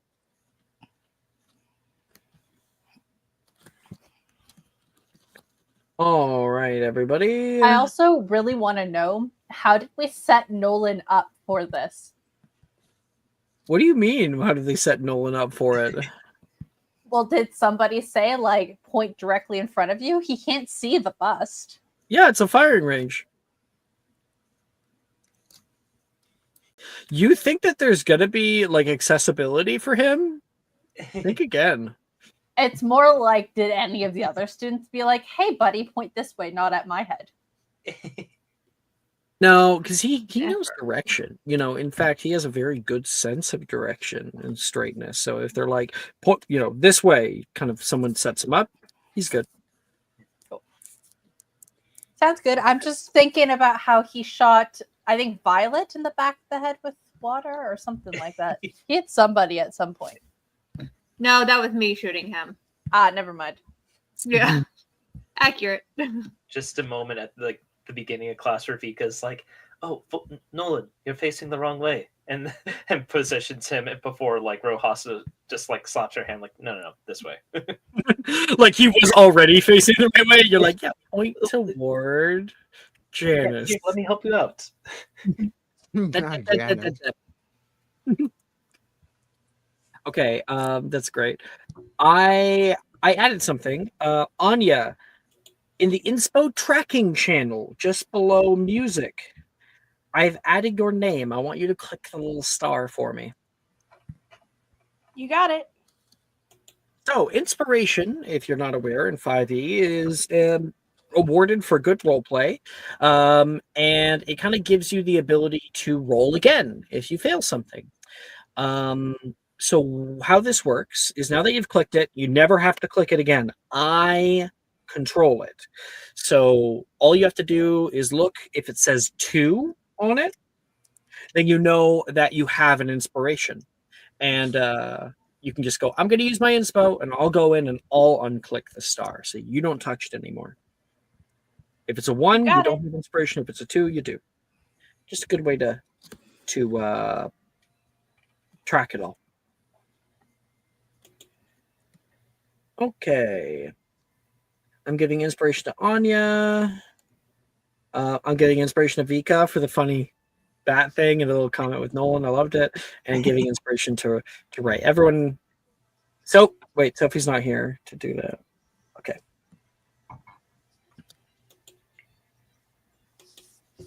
Yay, inspiration.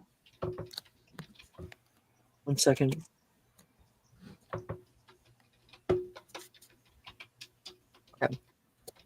Okay, everyone gets their 2 attempts. You can view all of the available spells to you if you go on the website and you click on the edit tab, as most of you probably know. But you can also go here to the first year spell list in the M&M reference category, and you'll be able to scroll up until you can see, oh, there it is, DADA. Everything below DADA, before you get to the green spells, are the ones you can teach in class. You'll notice these are all JHC, but there are 2 charm spells taught in DADA class because they're about survival or combat.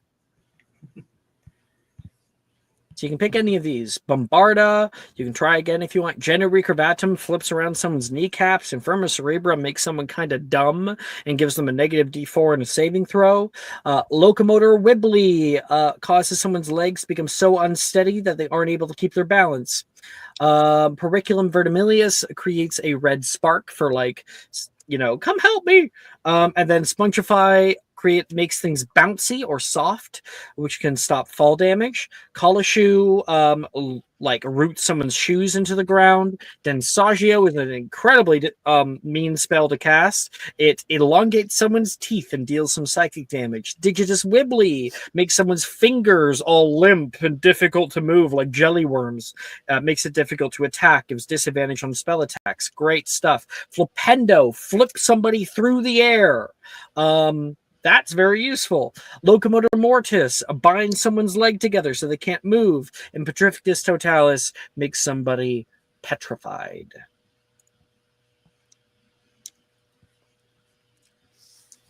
Alex, quick question. So I don't want to redo a spell with my inspiration. I just want to add to the spell. So would I? Right, so you successfully casted a spell and you want to use inspo to get a higher number for your grade? Absolutely, you can do that. Thank you for bringing this up. So if you successfully cast a spell and you want to roll for it again to get a higher grade, we wouldn't use / attempt, because what if you succeeded again and then now it's locked in even though it's only 1 attempt? So we're going to roll for it manually. So you'll do the !R space 1d20, and you can add whatever modifier you had for that spell. You can see it in the rolling category. So if I Wait, want so we to can't. attempt Bombarda again, I have to do it differently? So did you successfully cast Bombarda, right? Yeah, once. Uh-huh. So you have 2 spell attempts. You can choose spells. You can choose Bombarda and attempt again. That's perfectly fine because you can lock in a spell in class. But what Cecily is doing is saying the number I got on the spell I was attempting, I want it to be higher so I can get a higher grade. Oh, okay, okay. But she doesn't want to use the attempt command again because the website, it tracks how many successes you've gotten. Okay. And so if she succeeds again, it'll look like she got it locked in, and she hasn't. She was just trying it again. Same attempt. If you want to try out Bombarda for one of your 2 attempts, you can do that. But it would count against one of the attempts. My inspirations are always put to trash. That's okay. Only a 7, huh? That's too bad. Can Yes, Bro! sir. How did you... Yes. Oh, Because I'm a Hodokoro, right? So I get to research some spells. Yeah, that's nice. So do I have to now take that lower 7 instead of my original score? No, you don't have to. Oh, No, thank you take the higher of the 2. Okay. Inspiration's advantage. It's, take the highest number. Oh, I crit! Nice on you! Nice. Dash epic. And when you crit on a spell in class, it locks it in. So It's you do not have to auto-locked attempt in. it a second time. It also is the one I'm with just typically getting that lucky counts for your today. grades, so that's pretty good. Yeah, yep. It also will put up your grade depending on what it would have given you. I guess that's important to go over again. Take a little screenshot.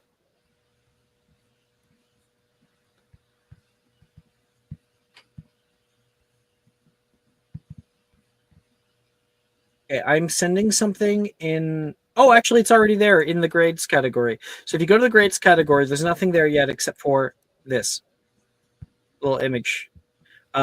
So there are 6 possible grades you can achieve, 3 passing grades and 3 failing grades. If we start at the top and work our way down, the highest grade you can possibly get is an O for outstanding.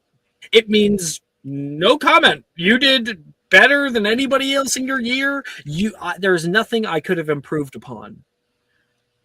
E is the next one down for exceeds expectations, meaning you're doing a lot better than many of your peers. You're doing better than I expect you to do. There's probably still some small way that you can do better, but this is a great grade to have. Below that is your first passing grade, A, for acceptable. This is acceptable. You're passing the class, certainly, but there are definitely ways you can be better. Down from there is P for poor. You're failing. Now put a little bit of work into it, and you can probably pass this class. Then there's D for dreadful. You're very unlikely to pass this class this year. You need to work on some stuff. And then there is a kind of mean grade to give, which is T for troll. You will never pass this class. You are utterly incompetent. There is nowhere to go. That is T. At that point, can we drop out of that class? Not for the first. Not until 5th year do you get to drop out of main classes. Like by 5th year, you can stop taking transfigurations if you wanted to, or charms even. It's not recommended. I have had some people either be banned from transfig class early because they were so bad and causing so many troubles in class, or I've had people just stop showing up to class. They get in a lot of trouble, but Is it 10 a pass? Oh, fuck yeah. Sorry. it depends. It'll tell you. It depends on the spell. Okay, let's look here. Let's go down the way. Well, actually, just who's ready? Who's ready for me? Okay, I saw Cecily go up first, and then we'll do Yuji, and then we'll do Annie. Cecily. She got a 21 on Flippendo and a 13 on Totalis. Petrificus totalis. I cannot say that. Petrificus. Sorry, can you repeat that? You got a 21 and a 13. 21 and 13. Overall, that is an A for you. Do you go up to anybody to practice with? Yeah, she's gonna go to Vika. Hmm. She's gonna practice with Vika. Well, go ahead and role play that. So Vika is like trying out her spells, reading her textbook. You walk up to her. She had an impressive bombarda earlier. Hey Vika, how are you doing today? Ah, well, if it isn't my favorite Gryffindor, you can tell the others that.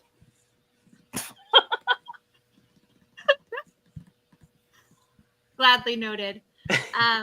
I saw you crush your bombarda earlier and was wondering if I could partner up with you for some other spells. Ah, you chose correctly. Of all the partners you could have, I'm the right choice. It was either you or Wilfred, and I'd rather not embarrass myself any more today than I did yesterday. So, if you'll have me, I would love to work with you today. Of course. What else are you working on, Vika? I did Infirma Cerebra and Flipendo. Okay, what'd you get? For Infirma Cerebra, 21, and for Flipendo, 23. That's a solid O. Anyway, go ahead and role play that out. You guys both did Flipendo. That would be something to work on together. I saw this Flipendo spell. Do you want to try that one together? I mean, you flip me, I'll flip you. You can certainly try. And she's going to try to Flipendo. Because You can certainly try. she's going to certainly try with her 21. So. Okay, Vika, make a strength saving throw. Strength saving throw. 12. You guys stand on either side. I don't imagine that beats her spell save DC. And Violet, you cast out. Give us a good Flipendo. Flipendo. It's just like. Voice was that? Flipendo. It's the Lego voice. She's trying her best.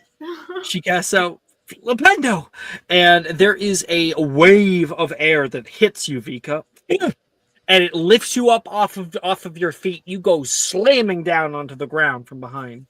Ooh, I think you did it, Violet. Do Do you stand proudly, or are you like, uh-oh? I will give her a hands up and be like, I told you I could do it. And then, but don't worry, you can aim at me next. And she's gonna help her up. Yes, that was good. Now let me show you how to do better. And before she casts Flipendo, she's gonna do Infirma Cerebra. Oh, because the negative D4 to the saving throw. Roll to hit. Spell attack. There you go. 19. That definitely beats her AC, 100%. So there is a little whack Infirma Cerebra, huh? That's not what we talked about. You get hit by it, Violet, and you feel this like haze come over your head. You can't really think very clearly for a second. You're a little up in a daze, and you only start to come back as you can see Vika with like a long swoosh with her wand, and then there is this wave of air that hits you. Make a strength saving throw, roll a d4, minus it to the result. Okay.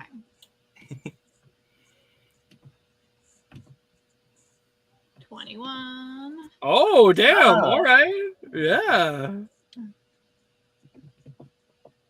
This was a very good strategy from Annie, by the way.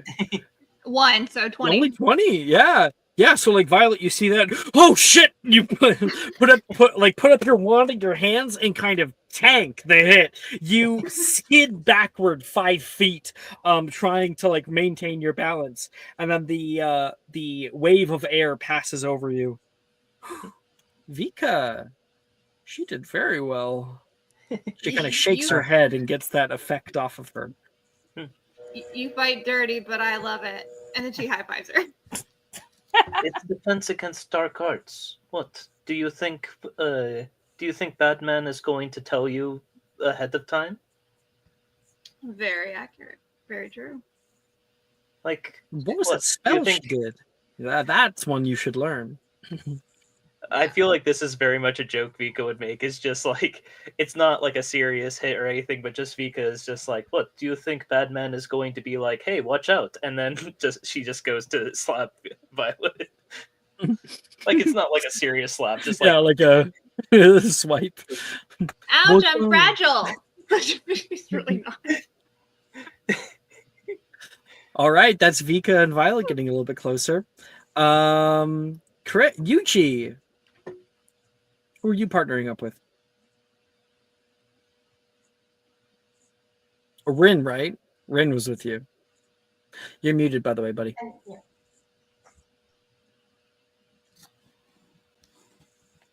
You couldn't hear my telepathic signals? My bad. Rin is reading her textbook and starts laughing. Okay, I know which one I wanted to. Oh, yeah. Haha. That part was really funny. You don't mind being my guinea pig, do you? You're gonna turn me into a guinea pig? No, I'm not good at transfiguration class. I thought I was in the wrong class. I don't know Langlock yet. Okay, yeah, sure. Whatever that means. How do you know about all those spells? My brother, he's like super smart, and so I helped like I don't like understand the content. Seems but- to me like your brother isn't the only one who's pretty smart. No, I don't really understand the content. I just had to write down stuff to like transcribe it, His flashcards. You had to write his flashcards for flashcards. him, and then like just to save him time, because my parents say that like he you know I don't know, but it's whatever, he's not here right now, so Why don't you get a spell off first? I'll feel bad if I go first. no. Just- Don't make it hurt, she says. Okay, are you sure? You can go first if you want. Please. Okay. Careful. Pendo. Damn. And what'd you get on the flipendo? If I remember correctly, that was a 19 flat, but Nice. yeah, that's And you got the nat 20 as well, right? Yeah, the nat 20 was on Spongify, so I imagine it's like, oh my god, and then just try to like immediately cushion where she's going.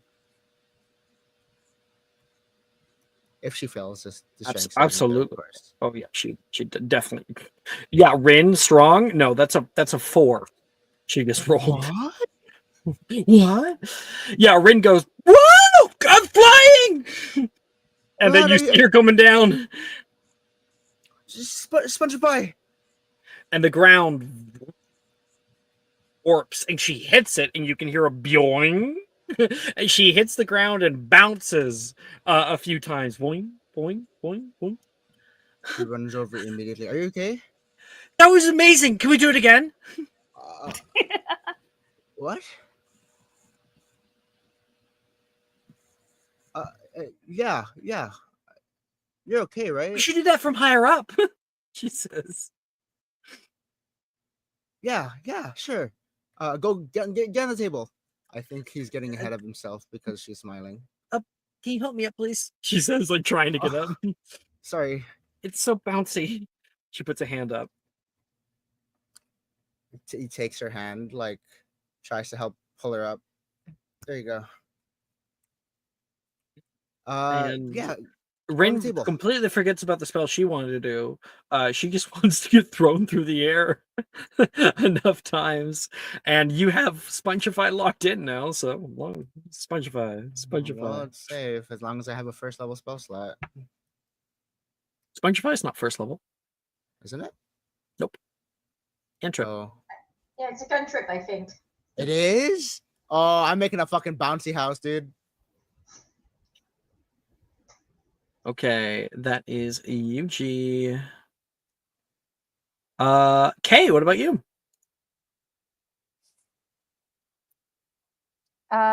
Maeve got. Oh, sorry. Let me scroll up. We've had lots of casting. She successfully completed Bombarda. I'm just trying to see what the number was. You did Bombarda a second time? Yeah. 17. Nice. And then your next attempt after that? Spongify with 13. Okay. Overall, that's an A. We're just skating by, guys. Just passing. Who do you work with?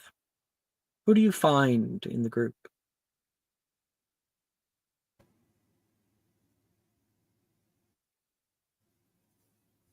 Do you want to roll I random? think I try. Not Gemma. I think I look around to see if Gemma's partnered up because we partnered up with Muggle Art Studies. Mm-hmm. It's not strictly like a partnering class. You don't have to, but a lot of people are just to practice spells and whatnot.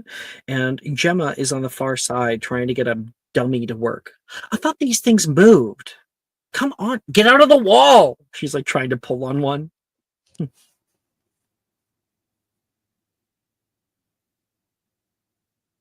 Yeah, you know what? I go up to her. There are dummies that are set into the side wall that can be used for like spell practice, and they are kind of locked in place. They're not moving. Gemma doesn't know how to activate them. Maeve, do you know what to do here? Can I look around and see if there are any sort of like Make an buttons to investigation release check. them? Cool. Un momento, por favor.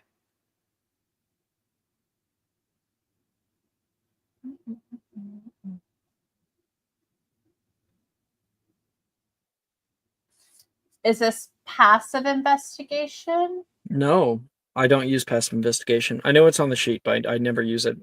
Cool. I'm just wondering, what do I click? Investigation. It's a skill. Cool. Okay, give me a second. Okay, got it.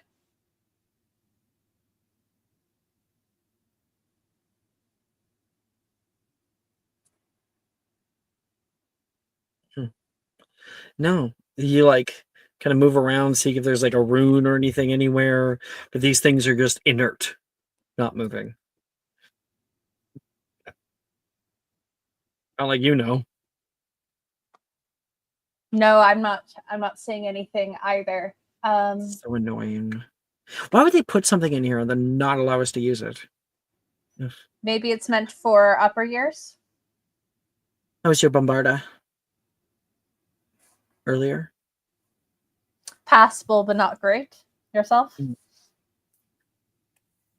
I think mine moved. Yeah, same boat then. Let me show Gemma as for character art here. Where are we? Once again, you can find all of this art in the Young Art channel in M&M NPC art. But near the bottom, we find Gemma. You want to practice together? I guarantee you I probably won't be able to hurt you very much. She chuckles. Sure, but no pointing Bombarda at me. Well, yeah, that's what Professor Rojas said.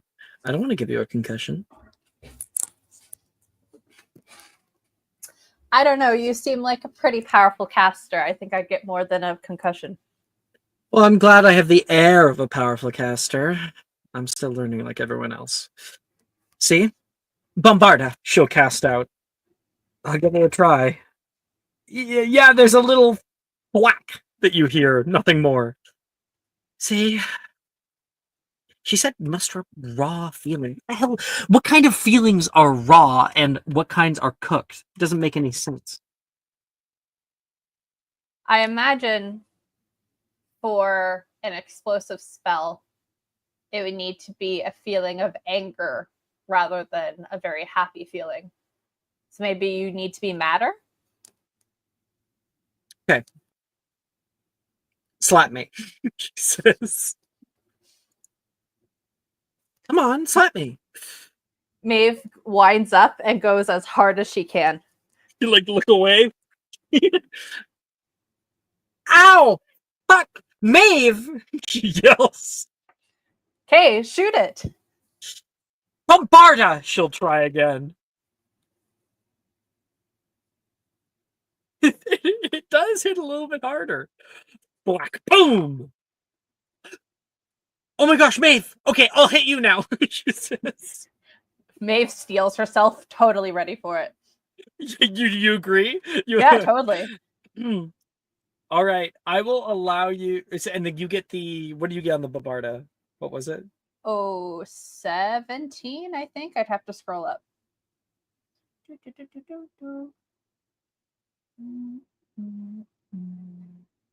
You succeed on your Bombarda, and Yeah, it 17. explodes into like a cracked pieces. This class is weird, she says, like rubbing her face.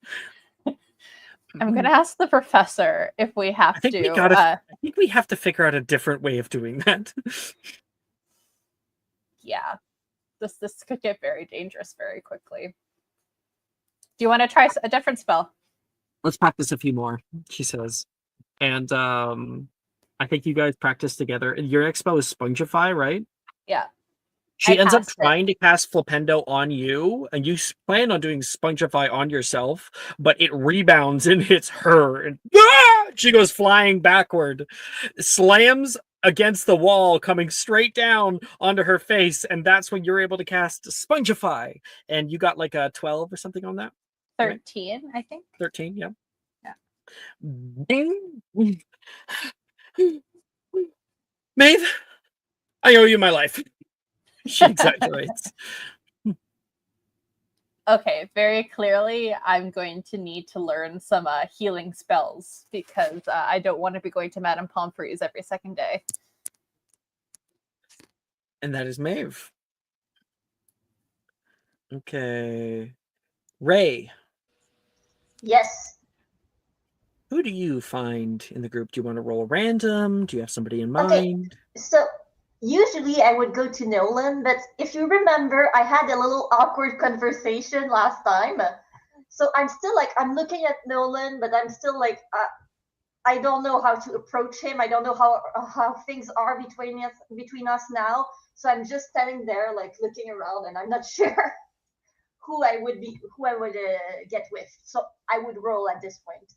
Roll 1d23. 24. Roll 1d24. Yeah, sure. Rolling. What was the Exclamation mark R space 1d24. 1d24. No, didn't get it. Yeah. I got 8. No, sorry, wrong one. I got 21. Oh, all right. 1 second. Okay. So, Ray, as you're working, I think, what's the first spell you work on? I read it Bombarda. Mm. And I tried You got Bombarda a... again. Yeah, I got it was still something like in the middle, so it was 11 again. Gotcha. So you're trying out this spell on your own, and then you can hear, why don't you just go talk to him? You turn and can see this girl behind you. Okay, so because last time I tried to do that, it was awkward. Well, then why continue to make it awkward? Do you like him or something? I mean, I don't hate him. Totally not understanding that that it could be something else that just like... Yeah, totally. Like, I mean, I don't hate him. My partner got snatched up from me, she says, looking over toward Gemma. What's your name? Ray. Ray. Bernicia. And At I your shake service. her. Yeah. If you want to talk to him, you're going to have a little bit more courage than that. It's not so much that I'm scared so much as I don't know how to do it. Because if I just go there, I don't know what's the way to do it without failing again, without like, there's a formula of talking to someone that I just don't seem to get. Here, follow me. I'll teach you a thing or two. She starts walking toward Nolan. Well, that's gonna go well. You feel this pull? Do you go with her? I mean, She looks back like, come on. sure. She kind of gestures for you to come, egging you on. I'm like, yeah, I just follow. Stone faced, like I'm going to war. Okay. You move out toward her, and we are walking toward this boy who's working alone. Merlin Spear, don't move! Nolan, no, you're Nolan, right? What? Don't move! Okay. Nolan says. Arnesia looks back with like a little smile toward you. Like, she's obviously lying. Sorry, I was just practicing spells with my friend here, and the spell went wide.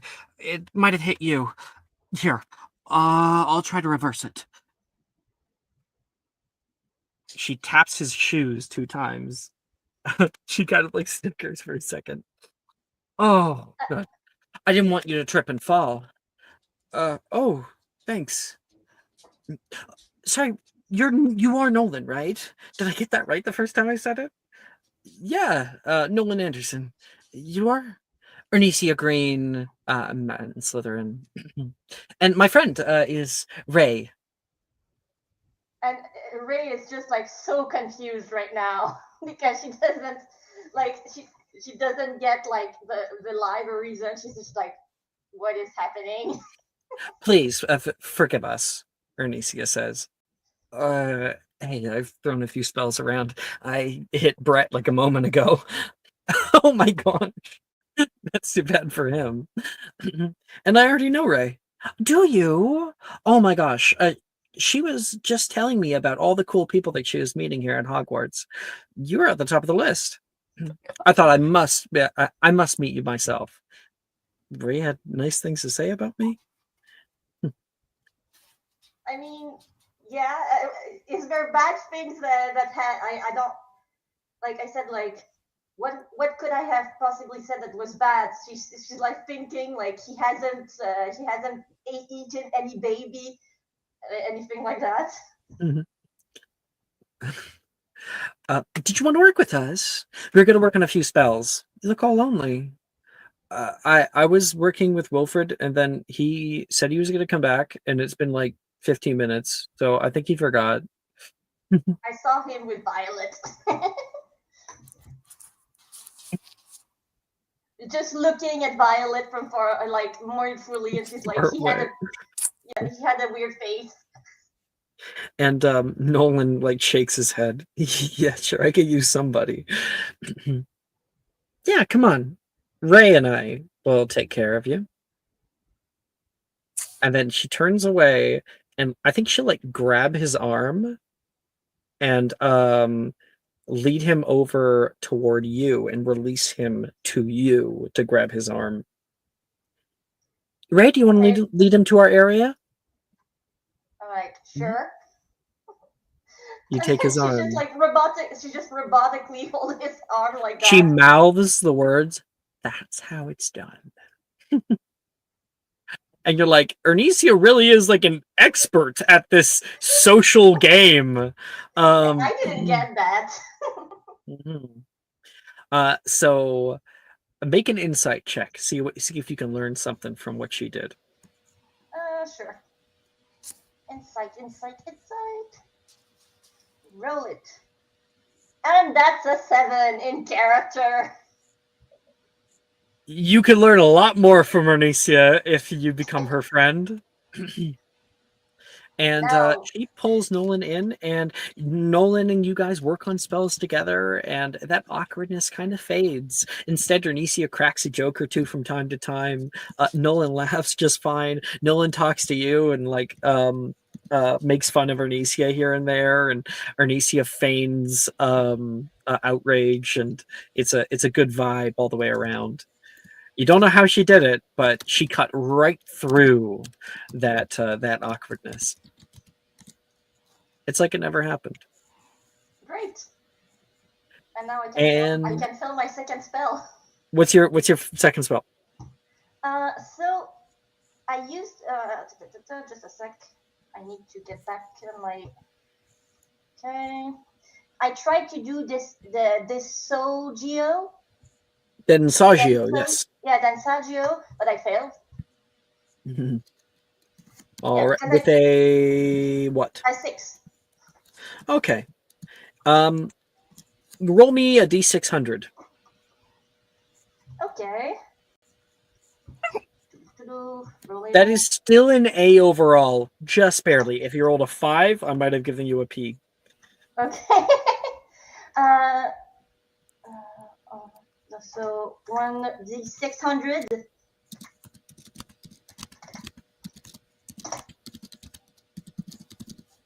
Wow.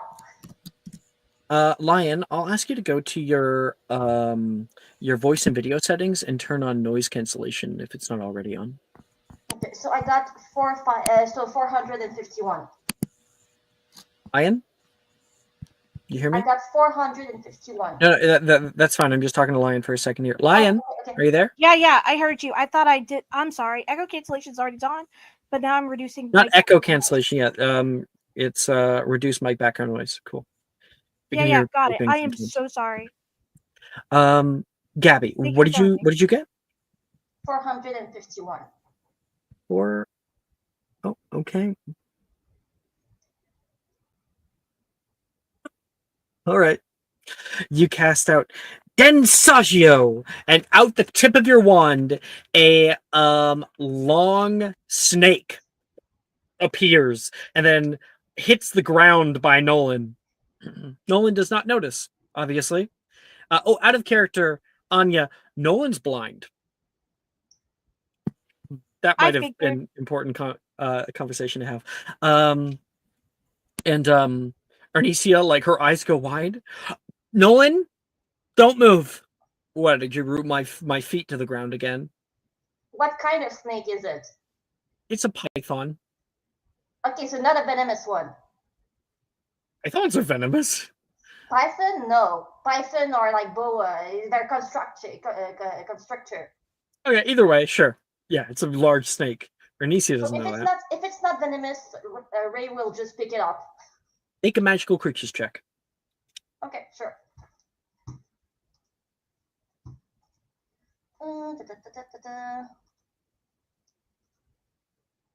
And that's a 5. If they start screaming, can Violet go pick it up and be like, cool? Ray, it like turns and it hisses at you. Can I try again? No. Professor Rojas comes by. Whoa!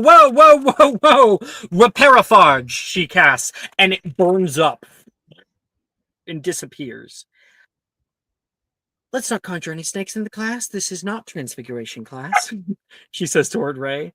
That was my bad, Professor. I think it was a miscast. There was a snake on my foot, he says toward Arnicia. I told you not to move. And Rojas continues on with the class. All right, that's Ray. Ray will just say, don't worry, it wasn't venomous. It had fangs, didn't it? Big ones, Arnicia says. And Anya, you're up. Why don't you go ahead and roll me 1d23? Actually, I had someone in mind, if that's okay. Did you really? Who are you manifesting? I think it's more on accident, but I stumble into working with Nate Matthews. Yes. So I've kind of gotten into the habit of using this word like manifesting. I think it's a little funny, but also like when you're like, I want to have a scene with this person, but maybe I don't have like a full reason to like go up and talk to them or anything. So manifesting the scene is you being like, I want to talk to Nate. And that way I just create a scene around it. Because you're both in the same class. I think like Anya, what's your first spell you cast? First one was let me pull up my list. Petrificus Totalis, and I crit on it. Oh, dang. So you cast out Petrificus Totalis. Not really add anyone, just sort of like, just kind of trying to cast it. The spell shoots out of your wand, and you were just kind of aiming toward a wall. That is when Nate walks in front of the area. He's like, hey, Logat! He gets hit by the side of the spell. His entire body locks up. Oh, what? He falls to the side and slams onto the ground with a hollow ring like stone or metal. Dun, dun, dun, dun, dun. I immediately run over. Oh my gosh, I'm so sorry. I'm so sorry. Oh shit. Spotify. That's not. Suddenly, the ground beneath him. No, Didn't do no. anything. Professor Rojas sees this happen. I think like what you don't notice her walk up. She like squats down, like gets a good look. Full body. Miss Anya, not half bad. She says,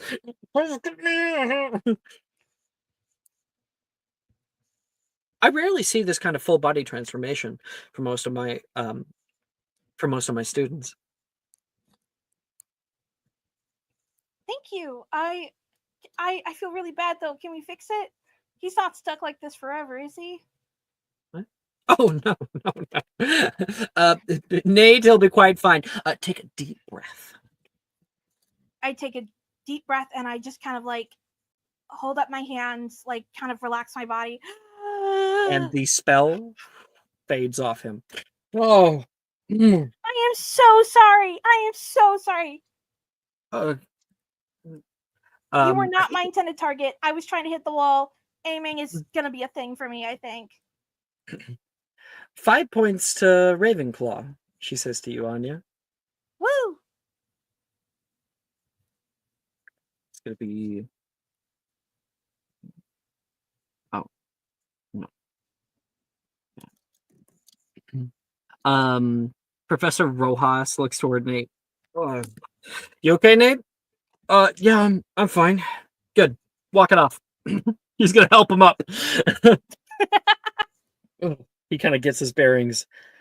That was a little disorienting. Good spell work, though. And of course, we would see this boy. I'm Nate, by the way. Yeah, I'm Anya. I got here yesterday. I had my sorting stuff last night. It was late, like late last night. I'm Muggle born, as they like to say. So everything is new. But it seems I'm getting some stuff right. My parents are both Muggle born. He says. Awesome. This whole place must be pretty crazy for you. All the spell casting and everything. But it's so much fun. Defense Against the Dark Arts class is more of a protective thing. You're not actually going to be fighting dark wizards every weekend. Honestly, that's very much a relief. I have no expectations, so anything's on the board, you know? Not anything. I guarantee you. You're not going to have a dragon flying over or anything like that. Dragons are real? Yeah. Dragon? Dragon? Violet? Violet's like, wait a second. No Violet, no dragon. Anyway. Yeah. It must be a lot to get used to. I'm still getting my bearings of the whole school. You know that Hogwarts is one of the largest schools in the Wizarding world, although there are 2 more that are bigger. That's So it's the amazing. 3rd largest. I didn't Waggadao know is the that at all. largest. Waggadao is like a small city. Wow. Yeah, I know so little, but I'm just, I'm just so excited to learn as much as I can. Are you American? Yeah.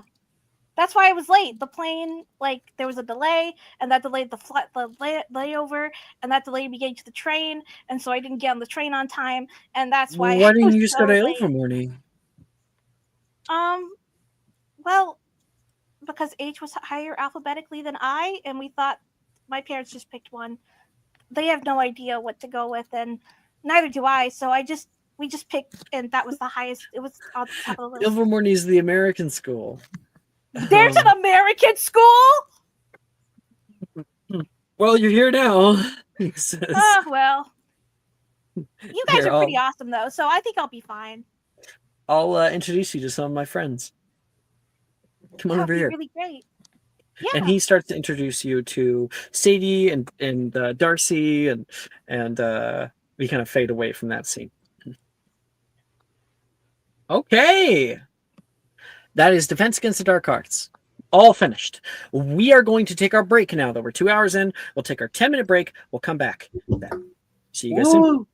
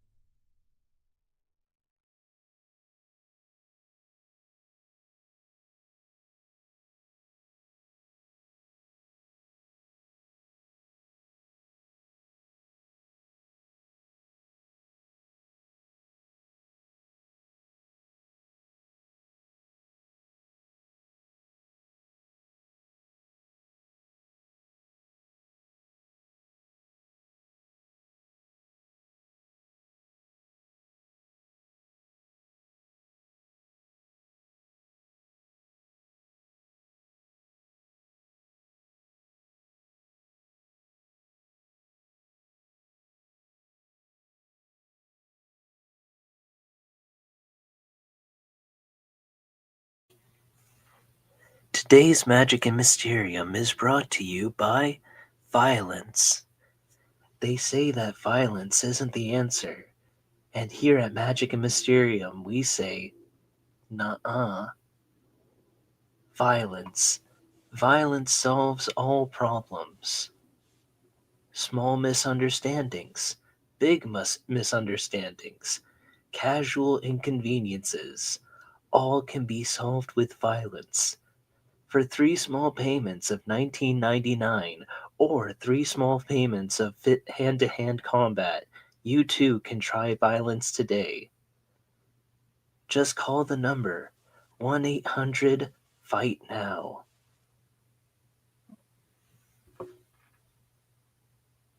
I did love that every time. That was a really good one, Annie. Thank you. Welcome, everybody. We are back. Uh, We lost somebody, didn't we? Did you lose somebody? Where's Kate? Hey. Jay. Okay, we lost her again. Kay! Okay. I hope I roll a bit better in this second half. Violence is the question. The answer is yes. Having said- In like Street Fighter 6, there's this one line that I think about sometimes where they said like, you know, fighting's not the answer, but maybe fighting will show us the way. Oh, Lion. That's funny. Lion, I just noticed that you put your spell attempts into your hidden chat. Yeah, I wanted to keep track of them because there was a lot going on in the rolling chat. Oh, I feel you. Was that a problem? No. I was just like, what? Do No. you think you have I keep to mine do in a that? notebook, so you're okay. Exactly. I'll keep better track of them in a different way. It's just for now, holding pattern. Sounds good. You can put it in your private chat. I don't give a crap. That's yours. Yeah. Whoa, you can't say that. That's a bad Yeah. word. The C word. Whoa. Yeah. Watch I'm your offended. fucking mouth. I'm gonna say it. I'm gonna fucking say it. That C word is just the gateway to more C words. Okay. Crud. Whoa. Okay. Whoa. Let's relax. After that, Yeah, it's but- gonna be crumbs. Some soap in that mouth. Rumble butt. I don't know if I can play here anymore. Is this a safe space? I don't feel it. How many times did we say cuck chair last night, Chris? How many We're times? all adults. I'm actually 14. Oh. It's the cuck balcony. Cuck balcony. That's the job balcony where you get dropped off by the ankle. There was a we were at a party, and this is not Magic and Mysterium, this is a different game, and big party, and this one character who is kind of romancing another player. There's an NPC that came in and essentially used like a magical aura of fear to get him to leave, and then was like, if you'll please accompany me, and they walked off together. And then we started the new episode kind of with that in mind. And I started with Samian, the guy who got pulled off, like standing watching the two of them down on the dance floor together on the railing, and I was like, the cuck balcony.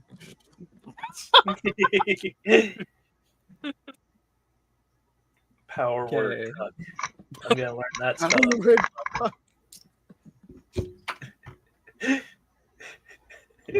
Thanks. Oh my gosh. Annie, how do you do it? How do you let me live a moment in your brain? Just a moment though, not too long, like I think I can handle it. You spend too long in my brain, you eventually just get sad.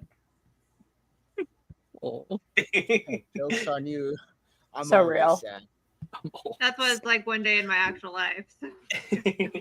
It's like I forget what show it was, but I just remember there was a show where they cut to like all the characters, like the scene starts with all the characters laughing, And when they calm down, one of the characters is like, "But it's not funny though, not really." I don't think I've ever met somebody playing RPGs or TTRPGs that was neurotypical and mentally healthy. Yeah. Also, Does it actually also, exist mentally healthy? Or is that just a myth? also non-vanilla people. That Venn diagram is more like a circle. Yeah. What is Yep. non-vanilla? Mhm. I'm Yeah, turquoise. is the one little sliver on the outside of it, apparently. I'm literally in a D&D campaign with some other friends where I'm playing a cleric right now that became a healer because she's a huge sadomasochist. That is like, oh, you want healing? Beg. Yeah. I love that trope. I Read was some gonna say, manual like that. that and then also like there's like so many overlapping things because we get a lot of autistic people, get a lot of quinky people, we get a lot there's a lot of polyamorous people in this server, like a high amount of them, including myself. And then there is also a fair bit of trans people as well, but I also am aware that the trans circle overlaps with the poly circle quite a bit, very often. So, yeah, from what I've heard. Depends. What's up, Okay. my people? I saw a video of like a trans girl complaining because they were monogamous and they're like, I don't fit in with any of the other trans people. That's kind of funny You because know, like, all the trans people I know also are polygamous. Okay, so Gabby's experienced it, the overlap. Me too. Actually, it's kind of funny. A funny story is that we both have my sister dated a guy who, after a while, decided that they were actually a girl. So And okay, yeah, all right. yeah. So Sure. and that's fine. The funny thing is that the same happened to me with another guy like a year later. Well, girl, but yeah, totally. Yeah, sorry. Yeah, with so And yeah. there's also because like it's just this big Venn diagram. I should make it because also there's a big overlap with autistic people and trans people as well. So it's this kind of like little chain of Venn diagrams together. D&D being Yeah, in the center of it, the there largest is one, there is the one a ring to rule them correlation. all. There is a correlation between like the crisis of gender and like Yeah, because it's a social autism. construct. Yeah. Yeah, Okay. Fun talk. Next talk, herbology class is what we got next. and all of my plants will die before I touch them. You head to greenhouse 1. Inside the leafy interior, you see Professor. Well, I'll get his art 1 second, because it's a whole thing. You see this man, Professor Longbottom. ooh. You may cat call now. Professor Longbottom, who is gathered students around a small flower. I see most of you found the greenhouses all right. Seems a few students are late, however. No matter. Today we're going to be searching the grounds for this flower. Can anyone tell me what it is? And Yep. Cecily, you were really quick. I'm going to give it to Annie this time. So D6 to Annie, that's going to be a herbology check, obviously, for the type of plant. The plant itself is a white-leafed flower with petals that point out like little blades and a dark black stem.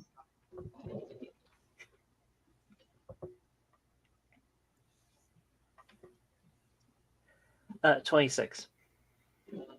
No, looks like Vika won this one. Can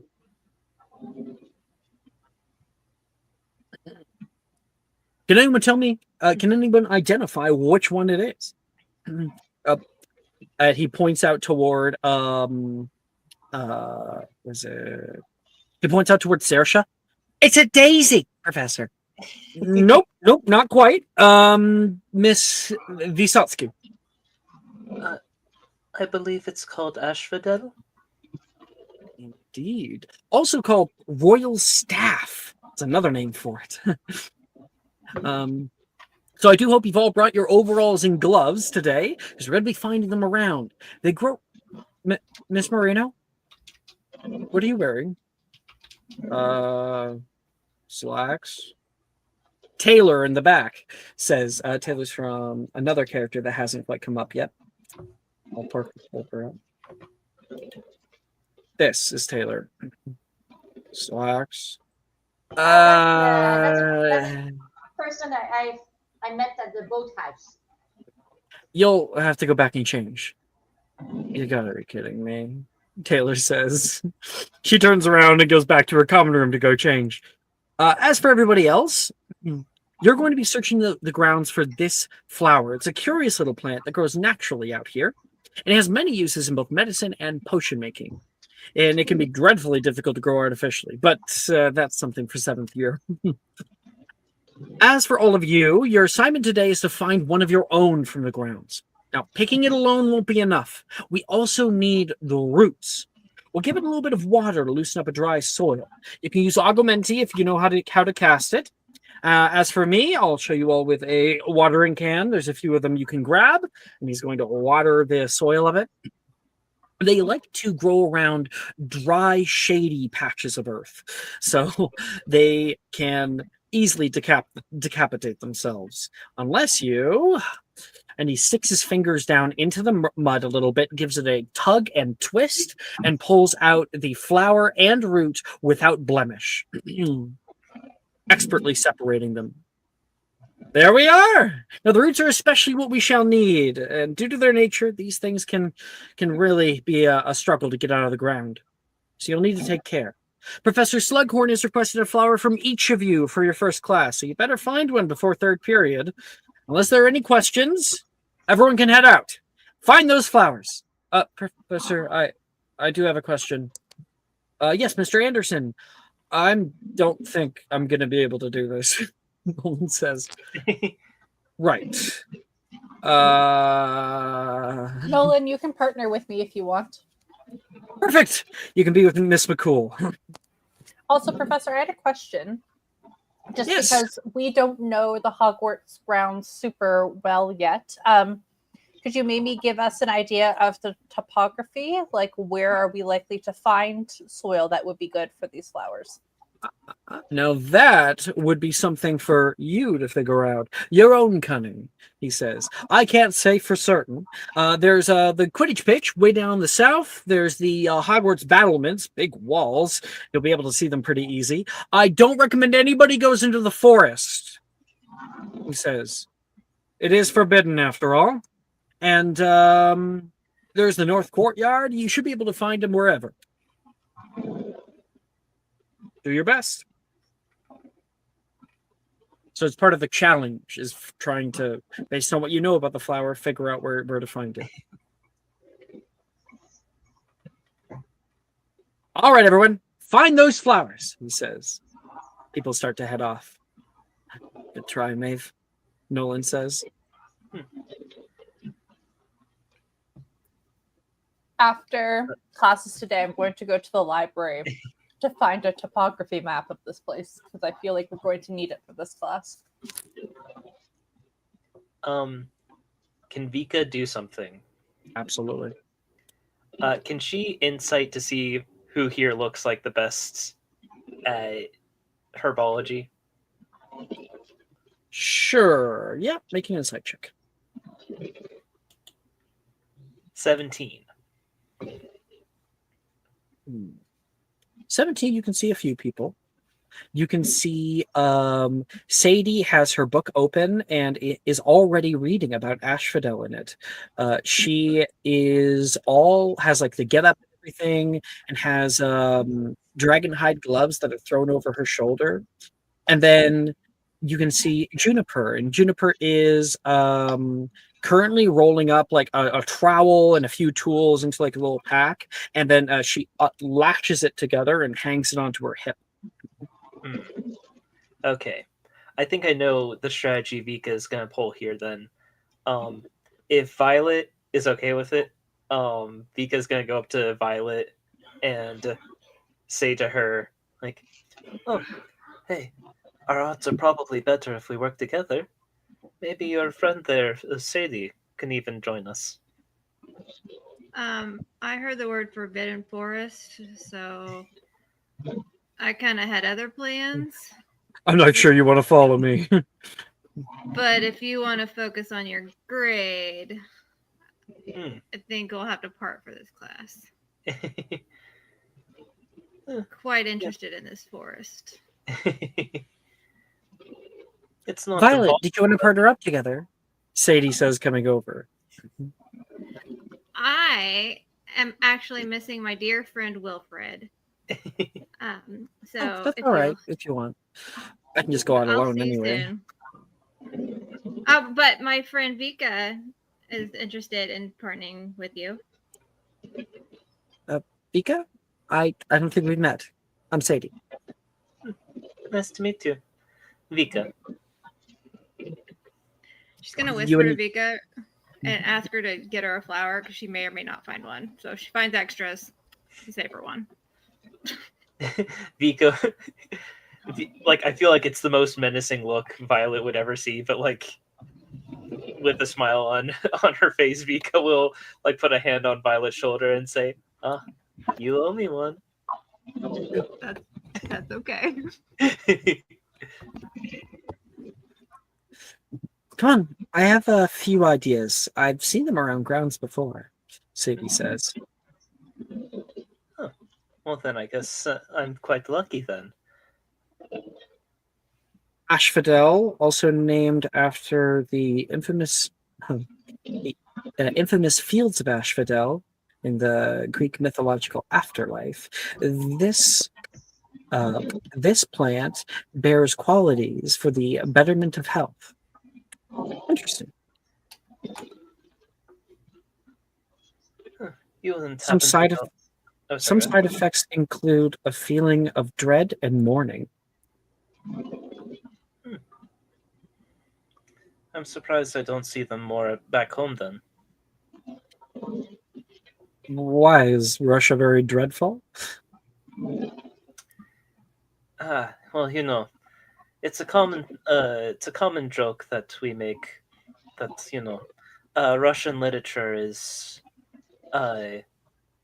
it is cold outside and love is dead also. I don't think I'd be able to survive in a place like that. It's nice actually. There's some beauty in it. It's nice. Once you get past all the bad things, you can think about the things that are good. You'll have to tell me. I've never been. Let's focus on the Asphodel first. You guys move off together. So we got Maeve and Nolan. We got Violet heading off on her own. Vika and Sadie. Yuji, who do you partner up with? I'm waiting for Taylor. You wait for Taylor? No, yeah, he doesn't want her to feel like left out. If everyone's like going, like, I don't think he managed to gather the courage to ask, what about Taylor? Because everyone just sort of left off. So he's just waiting. Yeah. Okay. Okay, We'll come back to you then. We'll come back to you. Anya, Ray? Anya like immediately turns to whoever's like next to her and is like, okay, I have an idea. But I'm not entirely certain who that person may be. That So- person is Ray. I'm sorry? I didn't hear. Anya turns to you and says, "Hey, I got an idea." Okay, Like so what? he said anything but herbology is like a godsend for a Ray at this moment. Honestly, I'm with you, but we can take this analytically. I think. What I'm thinking is, I'm sorry, you're very muffled. I can't hear you well. You do sound a little bit more muffled than before, Lion. that's odd. What about now? No, it's the same. Okay, I I'm just screw the headphones. I'm sorry. check your audio. Oh, it must be headphones. It was fine before the typing. I can always mute you if need be. You were great before. Did you put headphones in or something?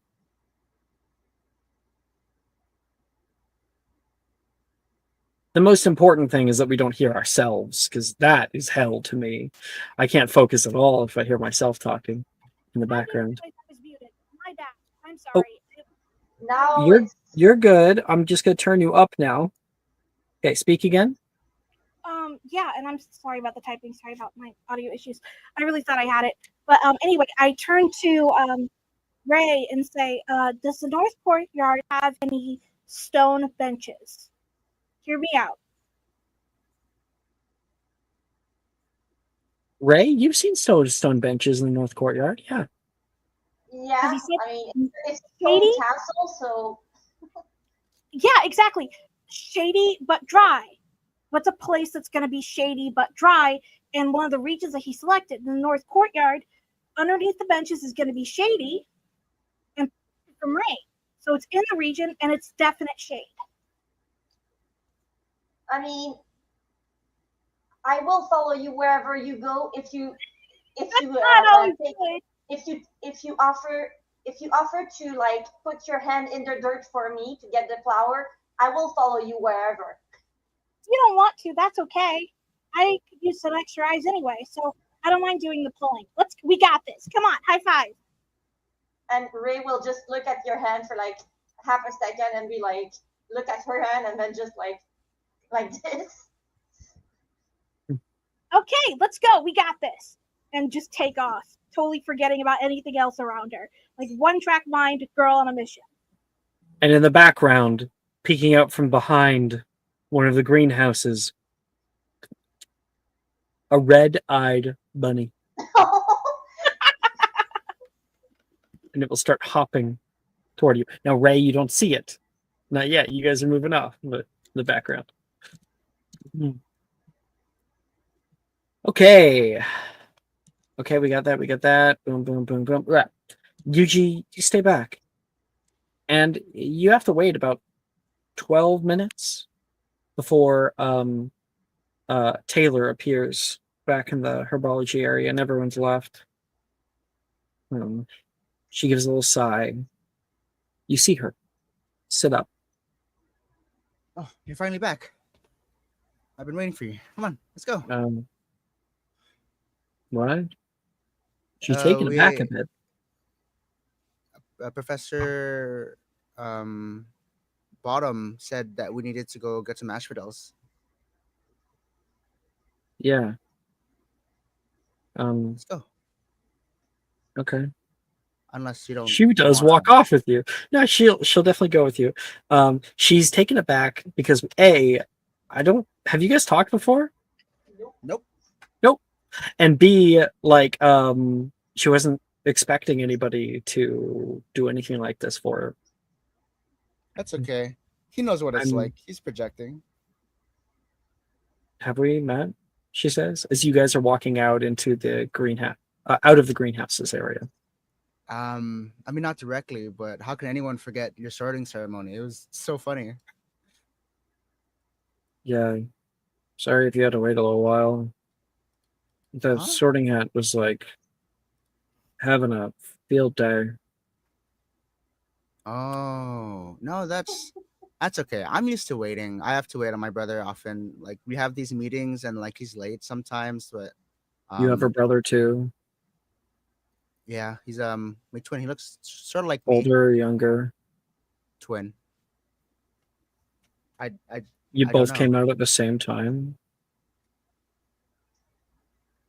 I never thought to ask who. I mean, does it really matter? We're supposed to be the same, equal. Yeah, but Anyways, one of you is going to be older. I don't know.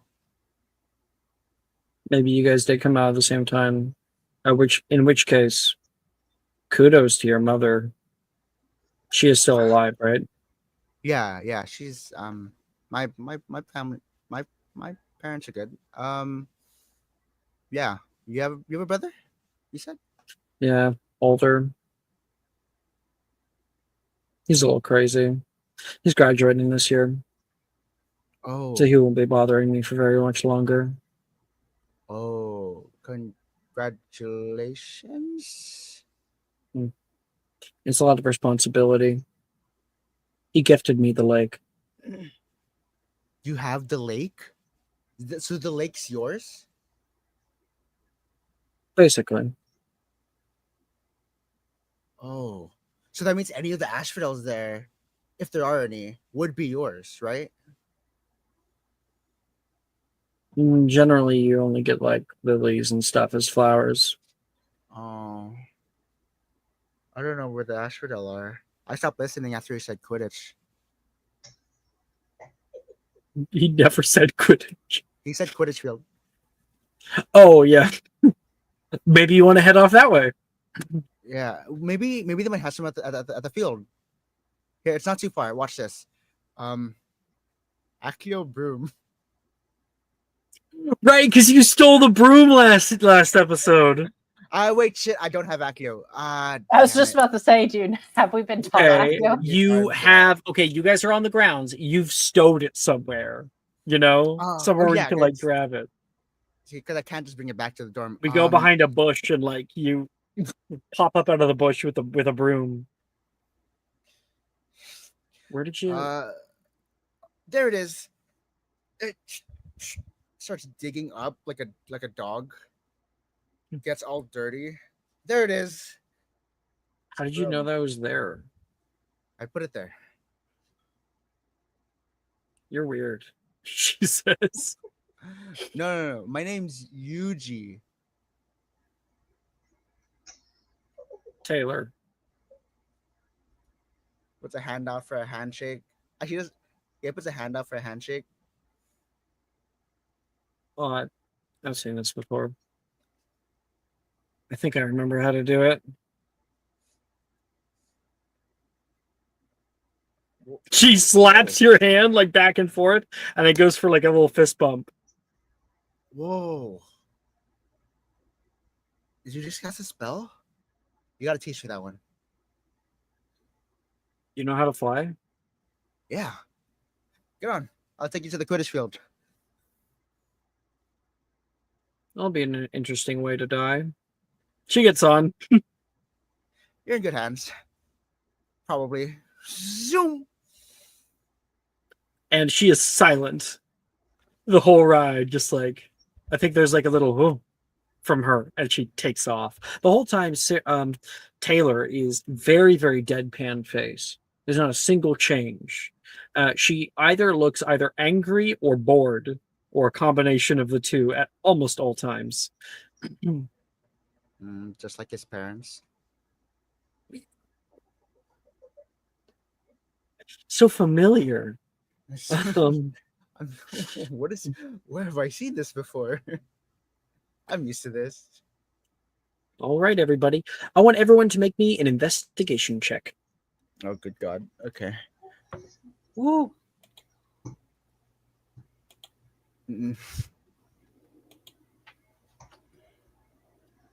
Not too bad. Okay. For once.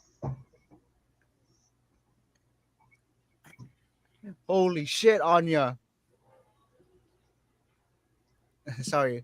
Holy crap. I did it She again. was thinking about this logistically, you know? She had a game plan. And I said, oh, Quidditch? Violet, why don't you make me a survival check since you're not actually doing this? Dang, Anya just out here crushing it. Did she get another nat 20? Yeah, I did. No. What the fuck? Wait, Yeah, did you guys see in the legendary announcements I that need a Nick subscriber. got 3 nat 20s in a row? Or no. It was Actually, in it the- wasn't just him. It was 3 different people getting nat 20, nat 20, nat 20. and it was This all the is my same. third crit of the session.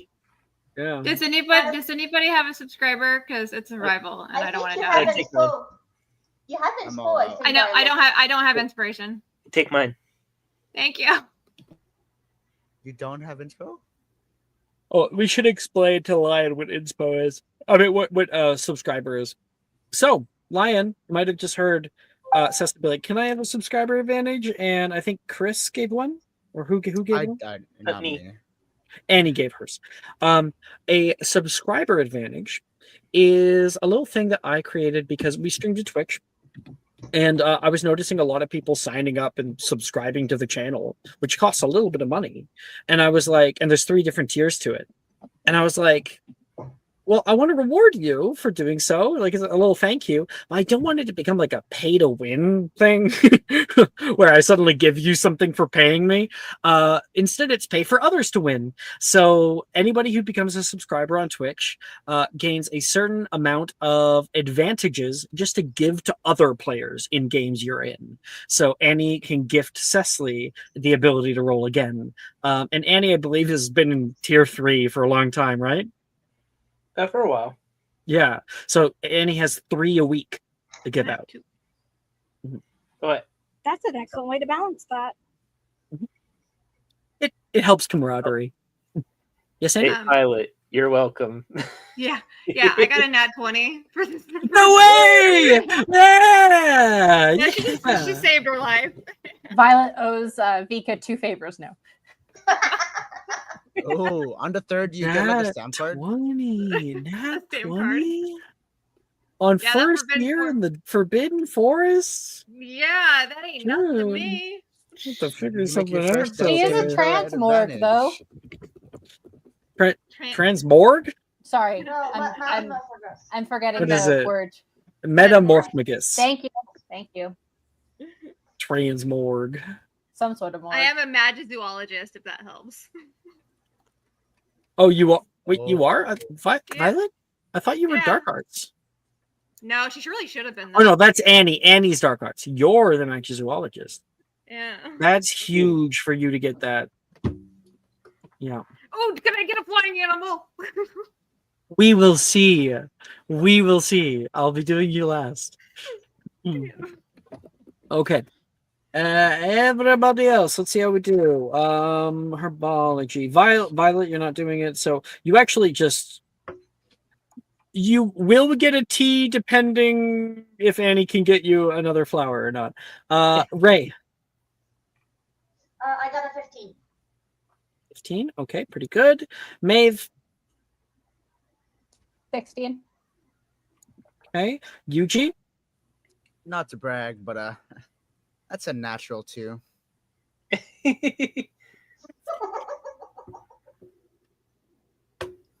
Yeah, totally. Can and Taylor then- roll too? Yeah, they will be. I don't think Taylor's gonna do much better. Nope. That's a unnatural too. Kind of hard to beat two. Two gang. Fiona is not here. Vika. 21. Okay. Not bad at all. Damn. And Anya. 26. Investigation. She got a nat 20. Right, you're the one with a nat 20. Yep. On top of that. Okay. So Maeve. You and Nolan are walking around the grounds. Thanks for helping me out, Nolan says. I'm not sure how much help I'm going to be. Apologies in advance if we get a T in this class. It's better than me walking into the lake and drowning to death. As a matter of fact, that's exactly what my mother was worried that would happen this year. You would feel the water as you walked into it, no? Well, more like, just off one of the balconies. I just hit and just keep moving. She has some odd ideas as to how I'm able to get around. Do you know how to swim? Okay, so that part is a legitimate fear. You can't. Do you want to learn to swim? Why are you offering? I mean, it doesn't really take sight. It doesn't, but my parents were always too worried about me. My mother was too worried about me. She loves me a lot and maybe pulls me back a bit from that kind of stuff. I never learned personally. I mean, I would be more worried about like flying a broom. If she found out, oh, well, luckily I am exempt from the flying class. Thank you very much. I actually just have a free period during that time. I get an extra time Fridays. What do you get up to? I don't know yet. Maybe drowning. That could be, instead of flying class, I'll just do drowning class. Okay. I know that you can't actually see the flower, but any ideas about where we should attempt to look first? Not really. You want to know something that's probably going to blow your mind? So I was born like this. So I don't even know exactly what shade is, other than just being colder. Well, that's what I was just about to say. Can't you? You can feel the difference, can't you? Yeah, but I don't really get it much. It's fine. I don't need to be explained. You find the flower. I'll definitely get it out of the ground. I'll do my best there. No worries. Okay. Maeve is going to think about where like the Hogwarts walls are tall, where they'd be likely to have large casts of shade. And you think about the Hogwarts battlements. These are a long line of walls, fortifications that have stood the test of time, but have also kind of degraded over time. Knowing that the sun rises in the east, sets in the west, you have an idea as to where might be a nice, shady, dry patch of area. And Maeve's probably read about them, as she's kind of a history nerd. So she heads to the battlements. As she's walking, she says, Nolan, They were created during the Giant Wars in the 1200s. Wonderful. There are many giants in Irish mythology. Mm-hmm. You're going to say something? Okay, Nolan, to the battlefield we go. To the battlements we go. Do you know anything about archaeology? Yeah, like so much. Sarcasm's not a good look on you, hun. It's arc, so that means like the best, and then ology is a field, so it's the best field of study. That's what I know. He's thinking about arch, not arc. I can see why you're in Hufflepuff. Okay, let's go. Maeve, words hurt, he says. And sure enough, you are able to find some flowers out there. A little cluster of them that has grown along one of the archways where the sun wouldn't quite hit, only a few hours of the day here and there. And any rain coming straight down would be away from it. Little dry patch of soil. How many are there? There are 2. Okay. Do I have to roll to make sure we don't break them? You see any? There are 2 and only 2, which is a very oddly specific number to be growing in this area. Well, they're just wild, right? He's going to drop down. Maybe the soil is actually dry because they drink up all the water.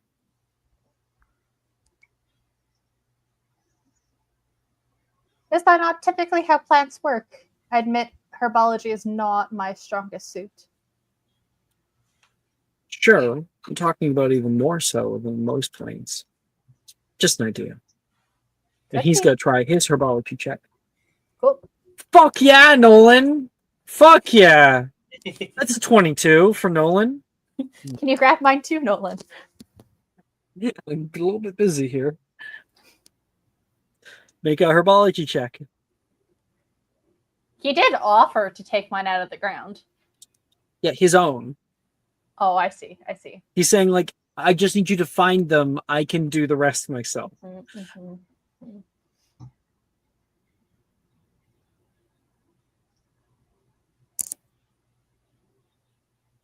23. Fuck yeah, Maeve. There's a no. Don't forget to water it, he says. He has, and this is something important to state, if it wasn't stated before, Nolan does have like a walking cane, but his is a stave. So when he took the tip of it and cast Augmenti, and he's able to wet the area to loosen up the dry soil. Don't forget Augmenti. Do you have Augmenti? Have you ever attempted it? I have an X next to it. You may attempt it. Okay. X just means that you have attempted it and failed it. Still means you can attempt it outside of class. The things you can't attempt are the things that have no emoji next to them. 4. Can I use an inspo to retry?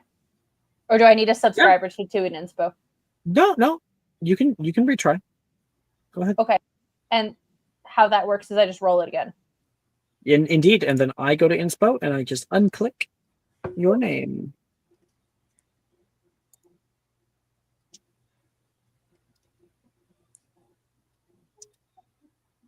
$13. Okay. With Augmenti, you're able to also loosen up the area. You get your flower and root out of the ground. Hopefully these are good enough. We found them pretty quick too. We had plenty of time to head off to dinner if you want, or head off to lunch if you want. I think we should get this back to the professor right away before something happens to this flowers and endangers our grades. We need it for potions class. So we'll show them what we got it. But we have to keep it for next class. Okay, sounds good. All right. That's Maeve. Good job.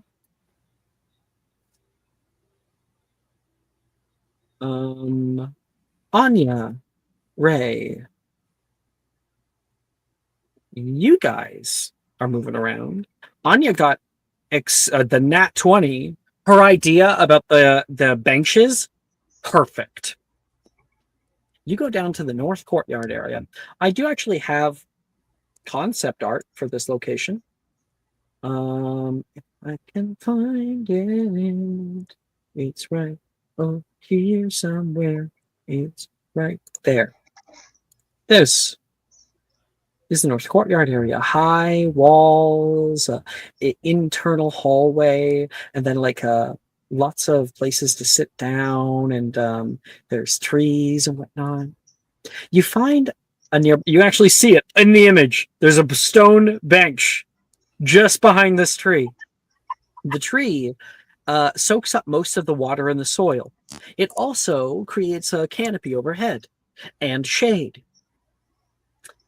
You find the perfect location and can see a cluster of them, about 5 or 6. Make a herbology check, you two. Can I actually do something pretty clever? Perhaps? What is it? Okay, I pull some like leaves and trees and debris together, lay them out on a bench, and I use the Verto Veritas. Is that what it's called? Shit. Vera Verto. Sorry, Vera Verto. Vera Verto. Just turn them all into clay, put the clay together, Vera Verto, make a little gardening shovel. Hand shovel. That I could use to scoop them up. Wait. What are you Vera Vertoing? The twigs into clay, mash all the clay together, and then turn that into a little shoveling handle. Like shoveling, like a gardener's shovel. A trowel, yeah. Yeah. Roll Vera Verto. I like it. I already have it. It's You have it locked in? Uh-huh. Okay. So you can see Anya doing this. Oh, Ray. you regret giving me that spell. I will do wacky things with it. And That's basically, exactly what I want you to do. now I have, like, if you can do the water part, I can scoop them out using this little shovel. Like, I can bro, try to do Aquamanti. I have it. great! Let's do this together. We got this. But I'll just attempt it because Yeah. I have.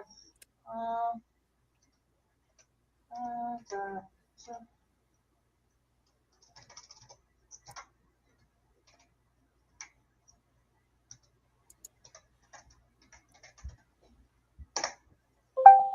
and I got it 23. So yeah, I got the Aquamanti. Heck yeah.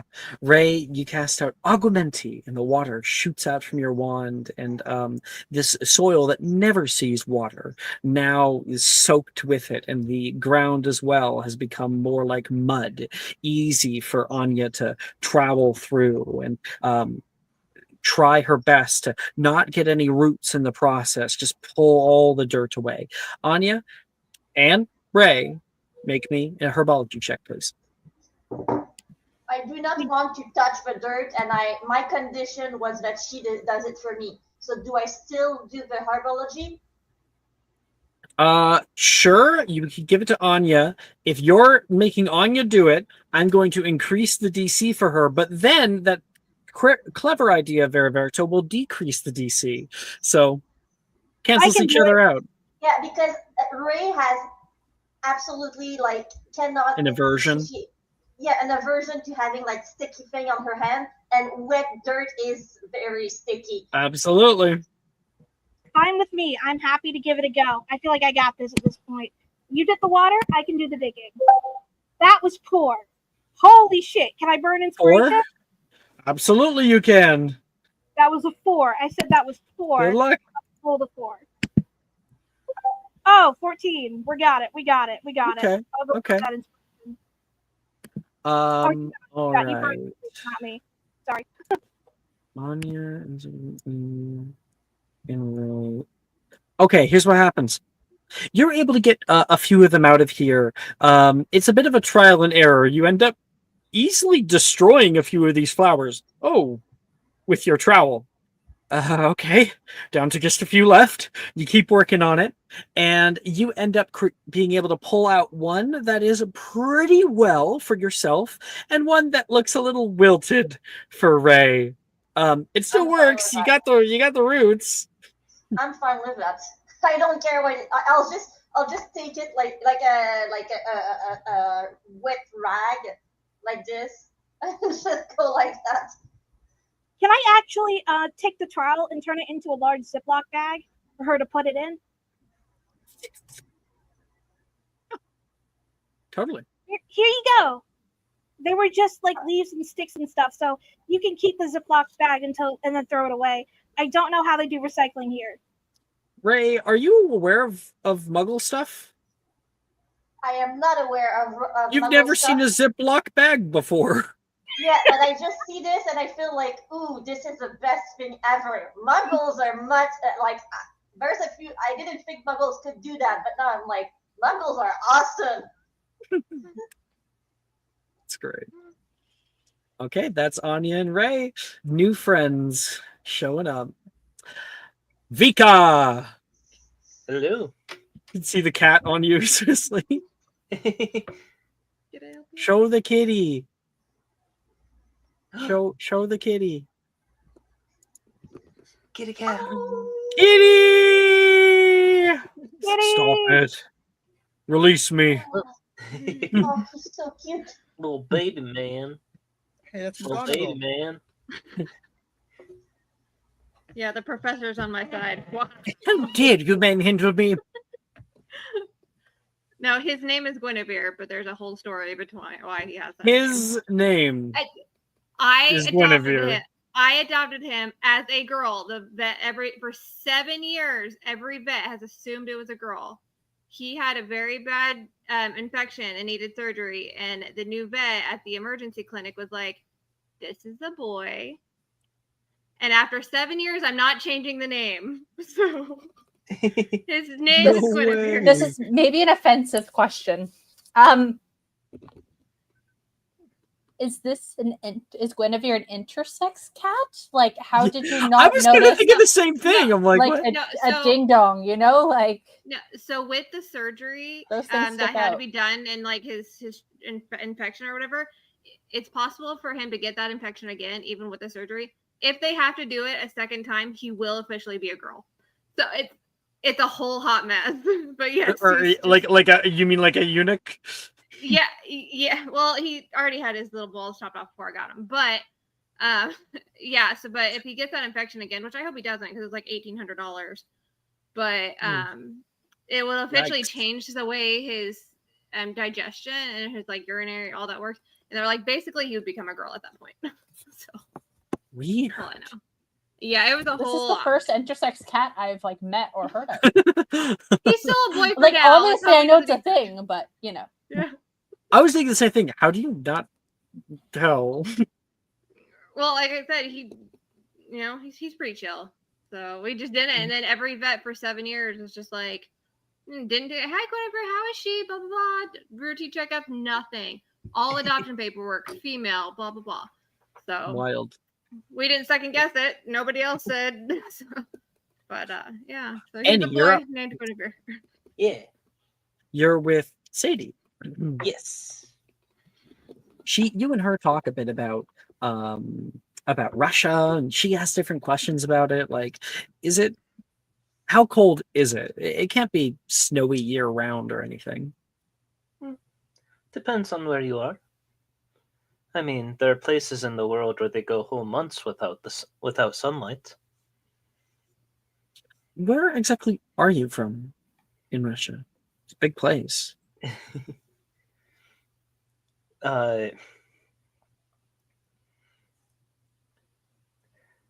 Close.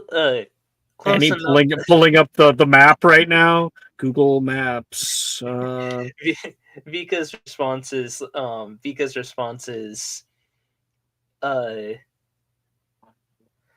farther than you're willing to go, but closer than you think. Is that why you didn't go to Kosovo Sorats?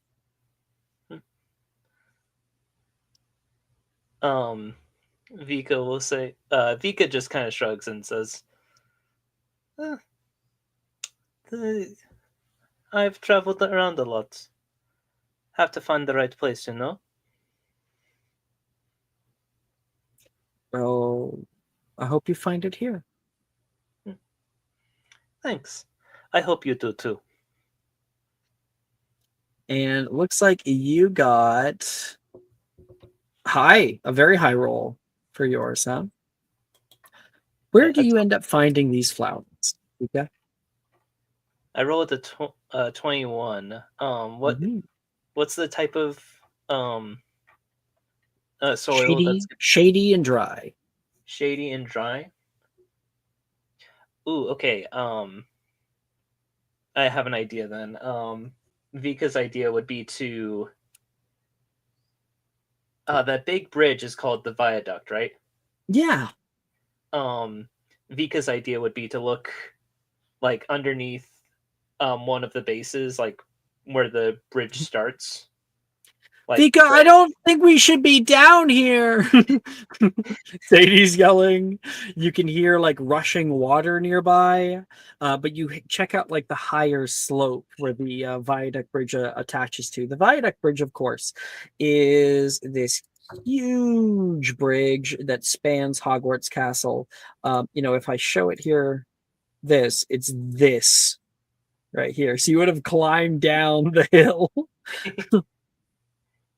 Yeah, like Vika, like, I don't think we should be down here. Vika's response is basically just like, and that's exactly why we will find it. With your investigative skills, you can see higher up on the side of a cliff a few of these flowers turn toward the sun and are fluttering a bit in the breeze. Was I right? Vika, do you know Spongify? Of course I do. She does not. Oh, okay, good. She looks down and can see the far way that you can fall into the Black Lake. You climb up. Don't worry, I'll catch you. Both you and Sadie now like pull up onto the rock and can see they're right by. Oh, well, you actually did find some. Wait, these are asphodel, right? They look kind of weird. Well, fortunately, we're not being graded on how pretty they are, so. Let's make a herbology check. So will Sadie. Sadie does all right. Come on, It's really Vika. stuck in the stone. You know what? The water is not helping. I'm gonna use my inspo on this. Yep.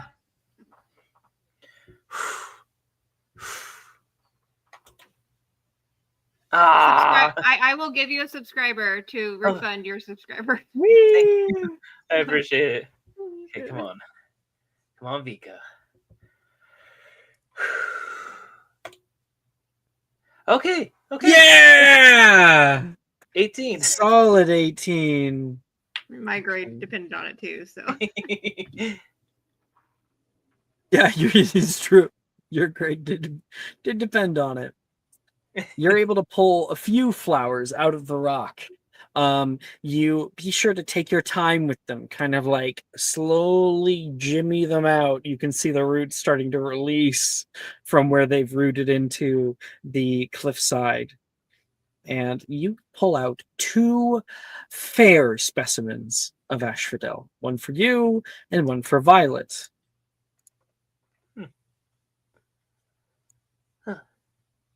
And how are you holding up, Sadie? I haven't fallen yet. I got one. Can we get out of here, please? Of course. I still need to read up on how to do Spongify. You said. We'll cut away. Okay. Eugene. That's me. You and Taylor go for a fly. Whee! You're really good at this. She kind of yells over the wind. Yeah, it's like the one thing I took a. What's the phrase? Naturally. Maybe you were a bird in another life. What kind of bird? I want to be a swallow. You seem more like a petrel or a seagull. I don't know what a petrel is. You would, because there are Oh, giant right. petrels that are in Mahotokoro. I just looked it up. I was looking at Mahotokoro bird. Oh, yeah, that'd be cool. I'd give rides to people like this. Whee! So you picked up on what she was saying, what she was insinuating. Where are we going again? You're just doing loop-de-loops. Oh, what were we doing? He just started like so a stop midair. You look down, trying to look for like white flowers. And you can see Quidditch practice going on right now. Whoa. You see somebody hopping up onto their broom and using it like a surfboard, flying around, and like they're a beater. They slam down with their beater's bat and hit a bludger straight down toward a chaser, knocking them off their broom, and then hop back, causing them to find their seat once again. Whoa. Starstruck, just staring at the practice. Look at that move. I've never been into Quidditch. Are you a big fan? Yeah, I love Quidditch. I'm real big into the scene. It's not really that big out in Iceland. You're from We Iceland? don't even have a national team. Well, we do, but I wish we didn't. Oh, They're they're quite the disgrace. I'm sure they're trying their best. He sort of like twitches at the like reacts to the term disgrace. I'm sure they're trying their best. It's really um probably not their fault. They're always near the bottom of the National League, i.e., why I don't really care about Quidditch that much. So if they were good, do you care about them? Yeah, if they actually put on a good show, sure. Yeah, I get that. The You Japanese wanna? team, don't they do pretty well? Yeah, they're great. The Mahodokoro tryouts were, well, we couldn't actually try out yet, but um, my brother got in early, and um, yeah, they're pretty intense. My favorite move on the national team is like the tsunami pass. Uh, sorry, we're supposed to be looking for a white flower. Whenever I get into Quidditch, I just sort of like get lost in my own world. No, no. Tell me about the tsunami pass. Okay, so wait, are you Okay. serious? And okay, if you say that, then she'll say, yeah. What do I care about a herbology class? Okay. So the tsunami pass is sort of like okay. So Can you put you're us down moving. first, please? Oh, right. I think you just You go lower on. down. Well, you can go sit on like the stands of the Quidditch pitch, so you guys can watch Yeah, you just sort of take a the stand while they're practice just going on. practicing. This Mhm. broom comes out of nowhere. Okay, so tsunami pass is sort of like what that guy is doing, um, but it's a lot more, teamwork because the wave sort of comes in waves, right? It sort of grows as it does, sort of like peacocking, and so and he just like goes into like the technical like intricacies of like the tsunami pass and sort of gets lost in tangents on like, oh, they have this big I massive love it. magnitude. Taylor is a quiet listener. You can see her give like little nods. There's a few times she asks a question or two, but mostly she listens, and you have plenty to say. There might be a little bit of a friendship growing here. Yes. I need those. Forget herbology. That's cute. Violet. Hi. Got All that right, nat Violet. 20. You sure fucking did. I'm going to have you roll me. I think it's a 1D122. Sure. Yep.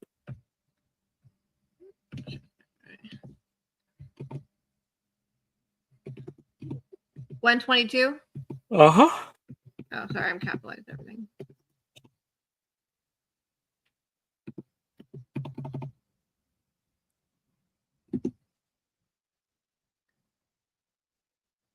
$22. Did I type that right? Yeah, I did. You Okay, did. 22. I was making sure I didn't put it out of 22. Oh shit. It's gonna be like an acromantula or something scary, isn't it? It's Yay! perfect. I'm not. I haven't. No, I haven't agreed. I'm just saying it's. This is good. I mean, This is you're very fine. You good. got a 20. Survival, you got a 20. So whatever it is, you should survive it. Good. She should survive it.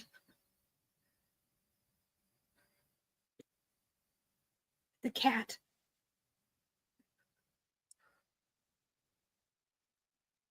Okay. Okay. One second. I want to find a cool image for this, and that'll take me just a second on Pinterest. Are you in the Forbidden Forest? Again.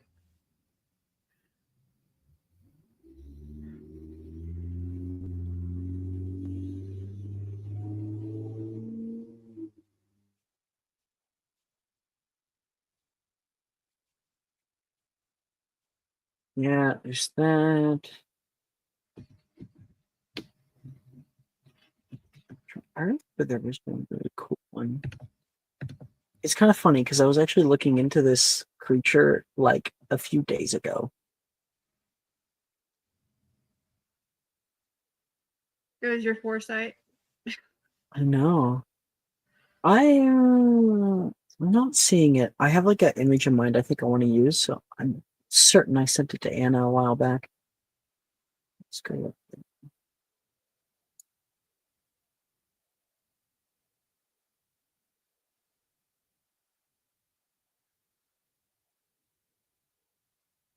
Yep, almost there.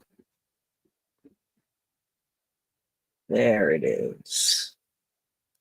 There's the images I found. Yeah, that one's got too much.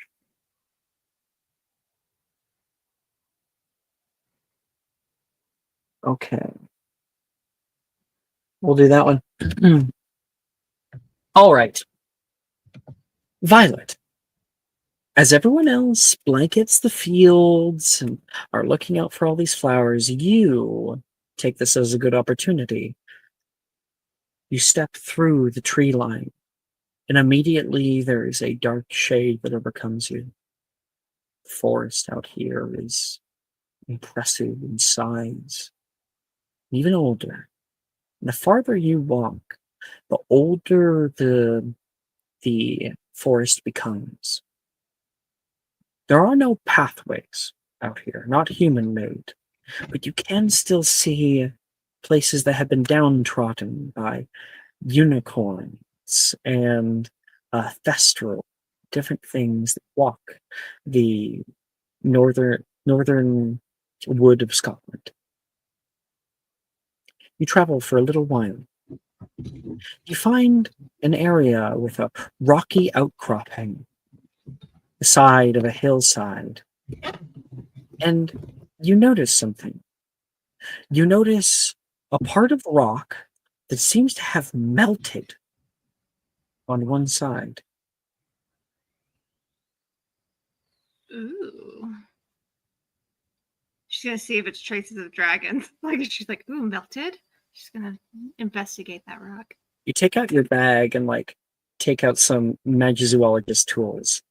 You scoop up like a bit, like scrape a bit of a stone and take a look at it in comparison to others. Make with your natural 20 investigation check, you are able to tell that this is acid. Ooh. An acid spitter. There's many different creatures that can spit acid. Some of them more dangerous than others. And that's when you can hear a low primordial gurgle. I'll turn off my thing because I can make a cool sound for it. So you can hear.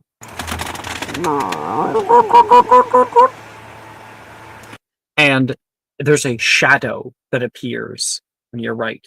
You turn and you can see a scaled arm perch up onto the rock, a long tail curl around on top of it, and you can see a huge armor-plated thing. It is about the size of a very large dog. Oh, I'll how send the picture. badass. And you can see out of its scaled mouth there is acid that's dripping out one side, and these two rows of eyes, one bigger, one smaller, that open up toward you. Sending the picture now.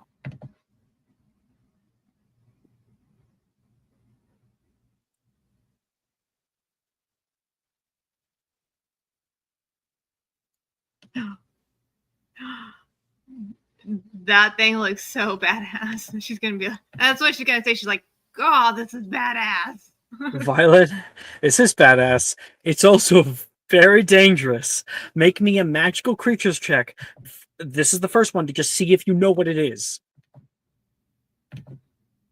A 22. This is a northern rock drake, a cousin of the dragon. she's so giddy. Like her hair is officially green now. Like she's the happiest person in the world. You just She's see just her like, completely change. yeah, And yeah. since we didn't get to do it before, we'll show that off right now. We Yeah, can she is totally happy see now. she changes from this. I'll pull it down. She changes from this look to this.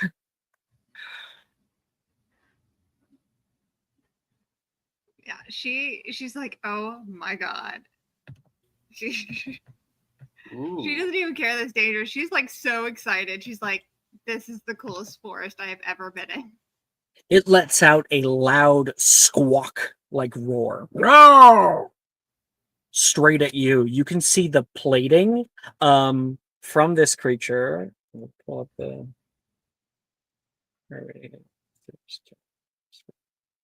you can see the plating from this creature like rears up as if like the hackles are going up, trying to make itself look larger. She's gonna like put her hands up. She's like, I mean you no harm. Make a magical creatures check. You know what it is now. Let's see if you can know how to handle it. A 13. A 13. This is definitely out of your ability to handle. I think it's very important you know where it lives, for one. You can see, you actually see on this, there's legs, arms, and then these. These are vestigial wings. Oh, a little baby. So while the dragon's actually got full wings, it has these tiny little like chicken wings on the back, basically. No feathers or anything. They're heavy and scaled. They would never work as wings. But sometimes they use them when they're swimming. Those will like start moving to give them extra propellant. Okay.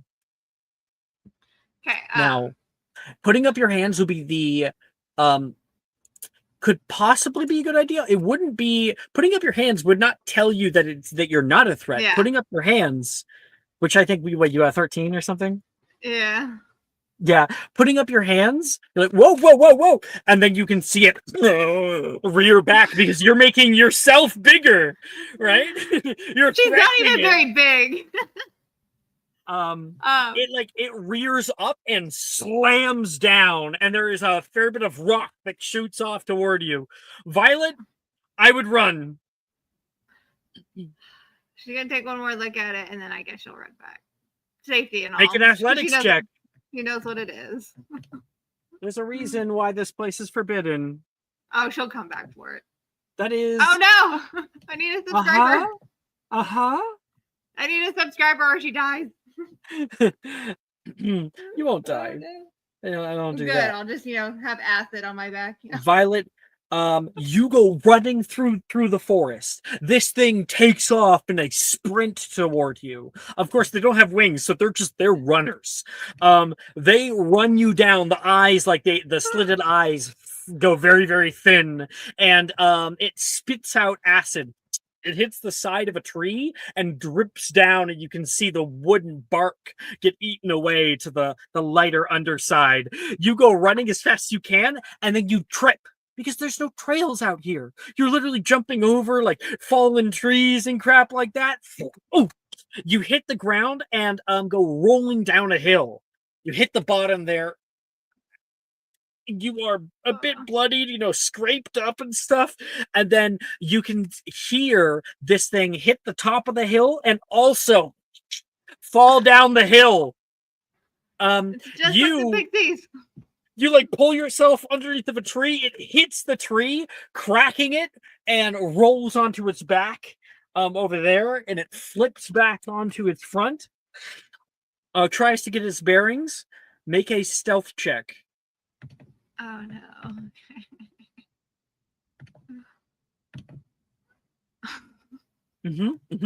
It finds you nearly immediately. You see its large nostrils open. It finds you there underneath. Its back tail moves up and it moves in for the kill. It step, leaps toward you, and you can hear in the distance. Bad kitty. Bad kitty. you can hear Bombarda! And that is a natural 20. Is it my man? Is it my man? I'll be a bit. No, you can see it is not your man.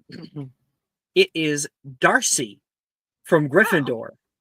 Okay. There's a loud whack, boom, and this thing is hit mid-air. It hits the ground elsewhere, gets up to its legs, and starts running off into the forest. This white-haired girl comes over toward you in a huff. Violet, are you okay? What was that? Dorothy, that was the coolest animal I've ever seen in my life. You almost just got eaten. Give or take. Great Starting to see Bombarda, by the way. I'm starting to see why this place is forbidden. Oh, yeah. Why are you here? Curiosity. Thank See, goodness yeah. I was. Yeah, they would have had some Gryffindor lunch. Would have Darcy been a cool way to is die. here for nearly the same reason you are. They're like, well, I ain't no bitch. Went out there Nice and then Bombarda. immediately saw a dragon-like creature. Darcy is a muggle-born, so they're like, what is that? They see like a green-haired girl about to get killed, and they're like, yeah, you know what? I think the smart thing to do is to go back. Yeah, she's gonna go back with Darcy and explain what that animal is. You're limping. You fell down. Darcy would put the arm around her shoulder and kind of help you up. Thanks, Walk you back. Darcy. We didn't make it out yet. We don't know if that thing's coming back. Don't thank me yet. Oh, I think you scared it pretty good. That was the best Bombarda I've seen. As you get up, you notice a large piece of its scale. One of its large scales is broken off. Oh, she's gonna collect that immediately. Violet. Mine. No, this thing Yeah. is like related to dragons. She's keeping So, them. Violet, you have unlocked the ability to come back when you're a much more capable witch and potentially bring. Oh, you cut out.